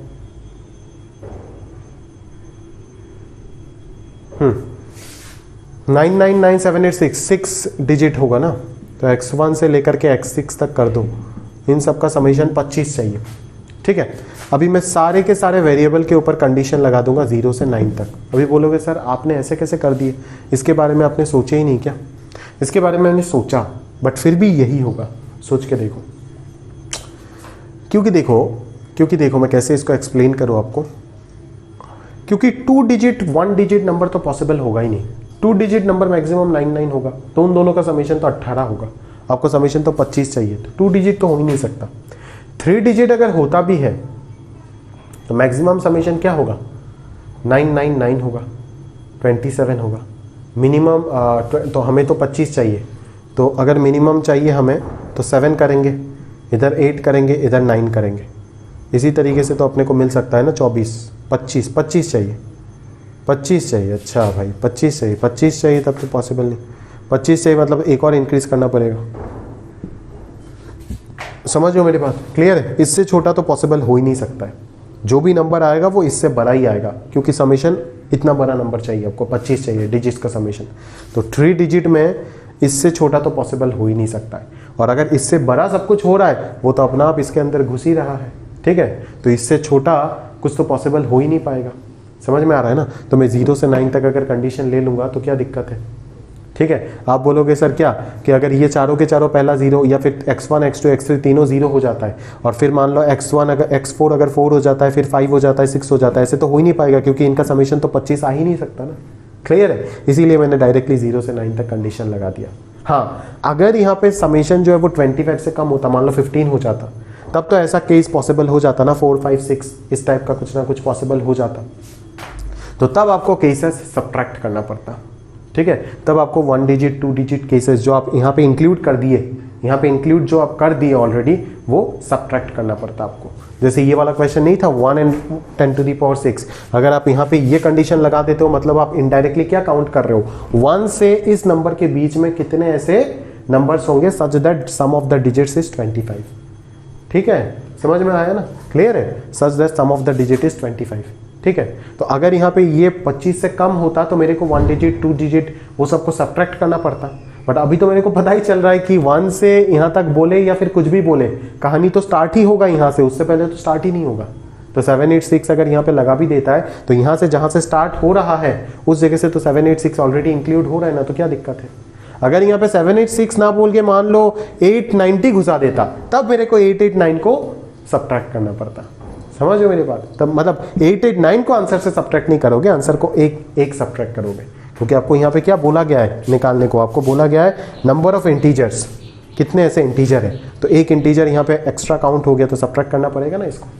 समझ रहे होंगे आप, क्लियर है। जैसे अगले वाले क्वेश्चन में देखो आपको सब्ट्रैक्ट करना पड़ेगा। ये question, find the number of integers between 10 square and 10 to the power 5। तो 10 square and 10 to the power 5 अगर बोलता है तो ऑब्वियसली आप 10 to the power 0 और 10 to the power 1 वाले को तो सब्ट्रैक्ट करना ही होगा ना, है ना। Such that sum of their digits is 14। तो और 3 डिजिट भी कुछ सब्ट्रैक्ट करना पड़ेगा, 3 डिजिट भी तो कुछ सब्ट्रैक्ट करना पड़ेगा ना, है ना। 10 स्क्वायर मतलब 100 है, 10 स्क्वायर मतलब 100 है। अगर आप नॉन नेगेटिव कंडीशन लगा के पूरा 0 से 9 तक कैलकुलेट कर लेते हो तो 3 डिजिट में भी तो कुछ सब्ट्रैक्ट करना पड़ेगा ना, जहाँ पे आपको वो मिल जाएगा सम ऑफ द डिजिट 14 नहीं मिलेगा। समझ हो ना, क्लियर है। तो 3 डिजिट में क्या क्या सब्ट्रैक्ट करोगे वो आपको सोच के निकालना पड़ेगा अकॉर्डिंगली। आंसर क्या है मैं एक बार देख लेता हूँ, तो मैं आपको बता दूंगा 3 डिजिट में। अच्छा 3 डिजिट क्या बोल रहा हूँ, 3 डिजिट तो इंक्लूड होगा, 10 स्क्वायर से स्टार्ट हो रहा है। 2 डिजिट में ऐसे कुछ सब्ट्रैक्ट करना पड़ेगा ना। अगर आप 0 से 9 तक नॉन नेगेटिव कंडीशन लगा रहे हो तो 2 डिजिट भी काउंट हो रहा है, सिंगल डिजिट भी काउंट हो रहा है। अभी सिंगल डिजिट तो कोई ऐसा है ही नहीं ताकि समेशन 14 आ जाए, क्योंकि मैक्सिमम सिंगल डिजिट 9 है। तो 2 डिजिट में जितने भी आएगा ऐसे समेशन 14 वाले वो सब्ट्रैक्ट करना पड़ेगा। तो 2 डिजिट में कितना आएगा, 1 अगर मैं लेता हूँ तो 13 हो जाएगा। 2 अगर लेता हूँ तो अच्छा समेशन 14 चाहिए, तो 1 के साथ तो होना नहीं है, 2 के साथ भी नहीं होगा, 3 के साथ भी नहीं होगा, 4 के साथ भी नहीं होगा, 5 के साथ होगा, 5 9 फिर 6 8 7 7 फिर 8 6 9 5, ये 5 नंबर को सब्ट्रैक्ट करना पड़ेगा। मतलब आप x1 plus x2 plus x3 up to x5 equal to 14 का जो total number of integral solution होगा उससे आप ये 5 केस सब्ट्रैक्ट कर देना तो आपको अपना आंसर मिल जाएगा। समझो मेरी बात, क्लियर है क्या। यही मेन मुद्दा है, ठीक है। तो इस तरीके से बातों को समझिएगा और क्या चाहिए बोलो, आराम से चीज़ें क्लियर हो जाएगा। आखिरी क्वेश्चन कर लेते चलो। Find the number of ways in which 2 different numbers between 1 and 100 can be chosen such that the difference between them is at most 10। अच्छा 1 और 100 के बीच में 2 different numbers चूज करना है, 1 और 100 के बीच में। तो 1 और 100 के बीच में 2 different numbers चूज करना है such that the difference between them is at most 10। okay, difference between them is at most 10। ठीक है, मैं मान लेता हूँ ये जो नंबर्स है वो P और Q है, ठीक है, P और Q है, मतलब इन दोनों के बीच में जो डिफरेंस होगा वो एट मोस्ट 10 होगा। तो इधर मैं एक वेरिएबल लगा देता हूँ, इधर मैं एक वेरिएबल लगा देता हूँ, इधर मैं एक वेरिएबल लगा देता हूँ। समझो मेरी बात, क्लियर है। तो क्या हो जाएगा आंसर, आंसर हो जाएगा इसका total number of integral solution जहाँ पे कंडीशन क्या आएगा, देख अगर मैं बोलूँ इन दोनों का जो नंबर मैंने सेलेक्ट किया वो मान लो 87 और 68 और 87 है, ऐसा नहीं हो सकता है क्योंकि मैक्सिमम डिफरेंस एटमोस्ट 10 हो सकता है। मतलब अगर एक 68 है तो दूसरा मैक्सिमम 77 हो सकता है या फिर 77 से कम होगा, मतलब 68 से 77 के बीच में होना पड़ेगा। तो x2 का तो रेंज हो जाएगा वो ऑब्वियसली 0 से 9 हो जाएगा। एटमोस्ट 10 बोला है ना, अच्छा एटमोस्ट 10 बोला है। डिफरेंस अगर एटमोस्ट 10 होता है, हाँ डिफरेंस अगर 10 होता है तो x2 का मैक्सिमम वैल्यू तो 9 ही होगा ना, क्योंकि x2 तो 9 से ज़्यादा हो भी नहीं पाएगा, खुद ही समझ रहे हो ना, तभी तो इन दोनों का डिफरेंस 10 आएगा मैक्सिमम, ठीक है। और अगर डिफरेंस 9 होता है तो x2 के पास ऐसे कितने ऑप्शंस हो सकता है, x2 के पास 8 पॉसिबल ऑप्शन हो सकता है। तो x3 जो होगा, x3 और x1 के पास कितने पॉसिबल होगा, है ना। अगर मैं x1 को 0 से मान लो x1 के पास मैक्सिमम 98 आ सकता है, सोचो x1 के पास मैक्सिमम 98 आ सकता है, क्योंकि x1 अगर 98 आ गया तो x9 मान लो p 99 हो गया और q 100 हो गया, ऐसे तो हो सकता है। क्योंकि डिफरेंस 0 भी तो हो सकता है, 1 भी तो हो सकता है, 0 तो कभी हो नहीं सकता है, डिफरेंस मिनिमम तो 1 होना ही पड़ेगा। तो डिफरेंस 1 भी तो हो सकता है ना, क्योंकि एटमोस्ट डिफरेंस 10 होना चाहिए बोला, ठीक है। तो x1 और x3 के ऊपर जो कंडीशन लगेगा वो कितना लगेगा, वो 1 से लेकर के 98 तक होगा, ठीक है। वो 0 से लेकर के होगा, ठीक है ना, 0 से लेकर के 98 तक होगा। क्या पता अगर x1 0 हो गया, x1 अगर 0 हो गया मतलब स्टार्टिंग ही हुआ 1 से, 1 और 2 ले लिया, p और q, ये दोनों हो गया p और q, ठीक है। और उसके बाद x3 यहाँ पे 98 ऑप्शंस आ जाएगा, है ना, 3 से लेकर के 100 तक, समझ हो ना। तो ऐसे 100 के बीच में अगर दो नंबर सिलेक्ट करना है such that there difference is at most 10, तो आंसर हो जाएगा इस इक्वेशन का total number of integral solution जो होगा वही हो जाएगा, जहाँ पे x2 का वैल्यू 0 से 9 तक है और x1 x2 0 से 98 तक है। तो आंसर कैसे निकालोगे, x टू द पावर 100 का कोफिशिएंट निकाल दोगे in the expansion 1 + x square up to x to the power 98 का होल स्क्वायर आ जाएगा x1 और x3 की वजह से, और ये आ जाएगा 1 + x square up to x to the power 9 तक आ जाएगा। क्लियर है। और इसका आंसर जो है वो बिल्कुल 100c2 माइनस 190c2 है। क्लियर है। और यहाँ पे इन्फिनिट सीरीज तक आप नहीं जा सकते हो, ये चीज़ आप समझ करके रखिएगा।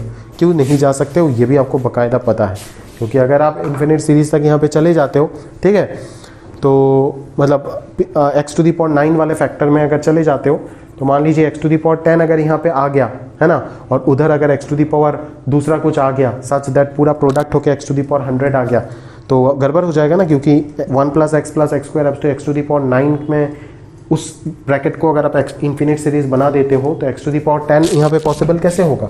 x2 अगर 10 हो गया तब तो दोनों के बीच का डिफरेंस 11 हो जाएगा, बट यहाँ पे तो डिफरेंस एटमोस्ट 10 बोल करके दिया है। क्लियर है क्या। तो चलिए दोस्त, बहुत पढ़ा दिया बाइनोमियल, और नहीं पढ़ा सकता, और आपका जिम्मेदारी है पढ़िए अभी अच्छे से, नोट्स वोट्स बनाइए, जो भी डाउट्स हैं ये सब मेरे साथ डिस्कस कीजिए, है ना, और अच्छे से इफेक्टिव डिस्कशन होगा। लेक्चर में इतना ही समय ले सकता, उससे ज़्यादा नहीं, ठीक है। तो एक एक कोना छानबीन करके जितना भी है पढ़ा दिया, सब कुछ कंप्लीट है और कुछ भी नहीं है। अभी आपको 100% नंबर आना चाहिए बाइनोमियल में मेरे ख्याल से, ठीक है, चाहे कहीं से कुछ भी पैटर्न का क्वेश्चन बना दे, ठीक है। अभी देखो कुछ एक तो नया पैटर्न, एकदम से नया थॉट, जैसे 2020 में आया था, ऐसे टफनेस तो कुछ भी नहीं है बट नया थॉट है, ठीक है ना, तो वो सब तो दिखेगा। तो आप इतना करने के बाद इतना काबिल बन जाओगे, नया थॉट अगर आता भी तो आप सोच लोगे, बस शीट को कर लीजिएगा, ठीक है।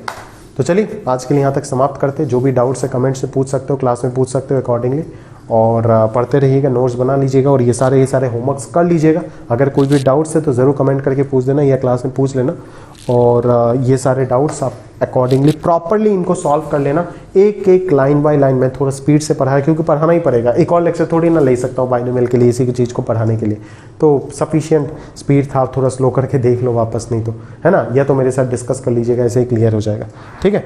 तो होमवर्क को ईमानदारी से आप कीजिएगा, जितने भी क्वेश्चन मैंने छोड़ दिए आपके लिए, है ना, अब पहले जितने कराया उनको बहुत अच्छे से एक एक पॉइंट को समझ के आप कंप्लीट कीजिए। उसके बाद जो होमवर्क में दिया गया उनको अच्छे से पढ़िए, तो पूरा टॉपिक जो है आपका मुट्ठी में आ जाएगा और किसी प्रकार का कोई दिक्कत नहीं रहेगा। क्लियर है। तो चलिए आज के लिए यहाँ तक समाप्त करते हैं। अलविदा।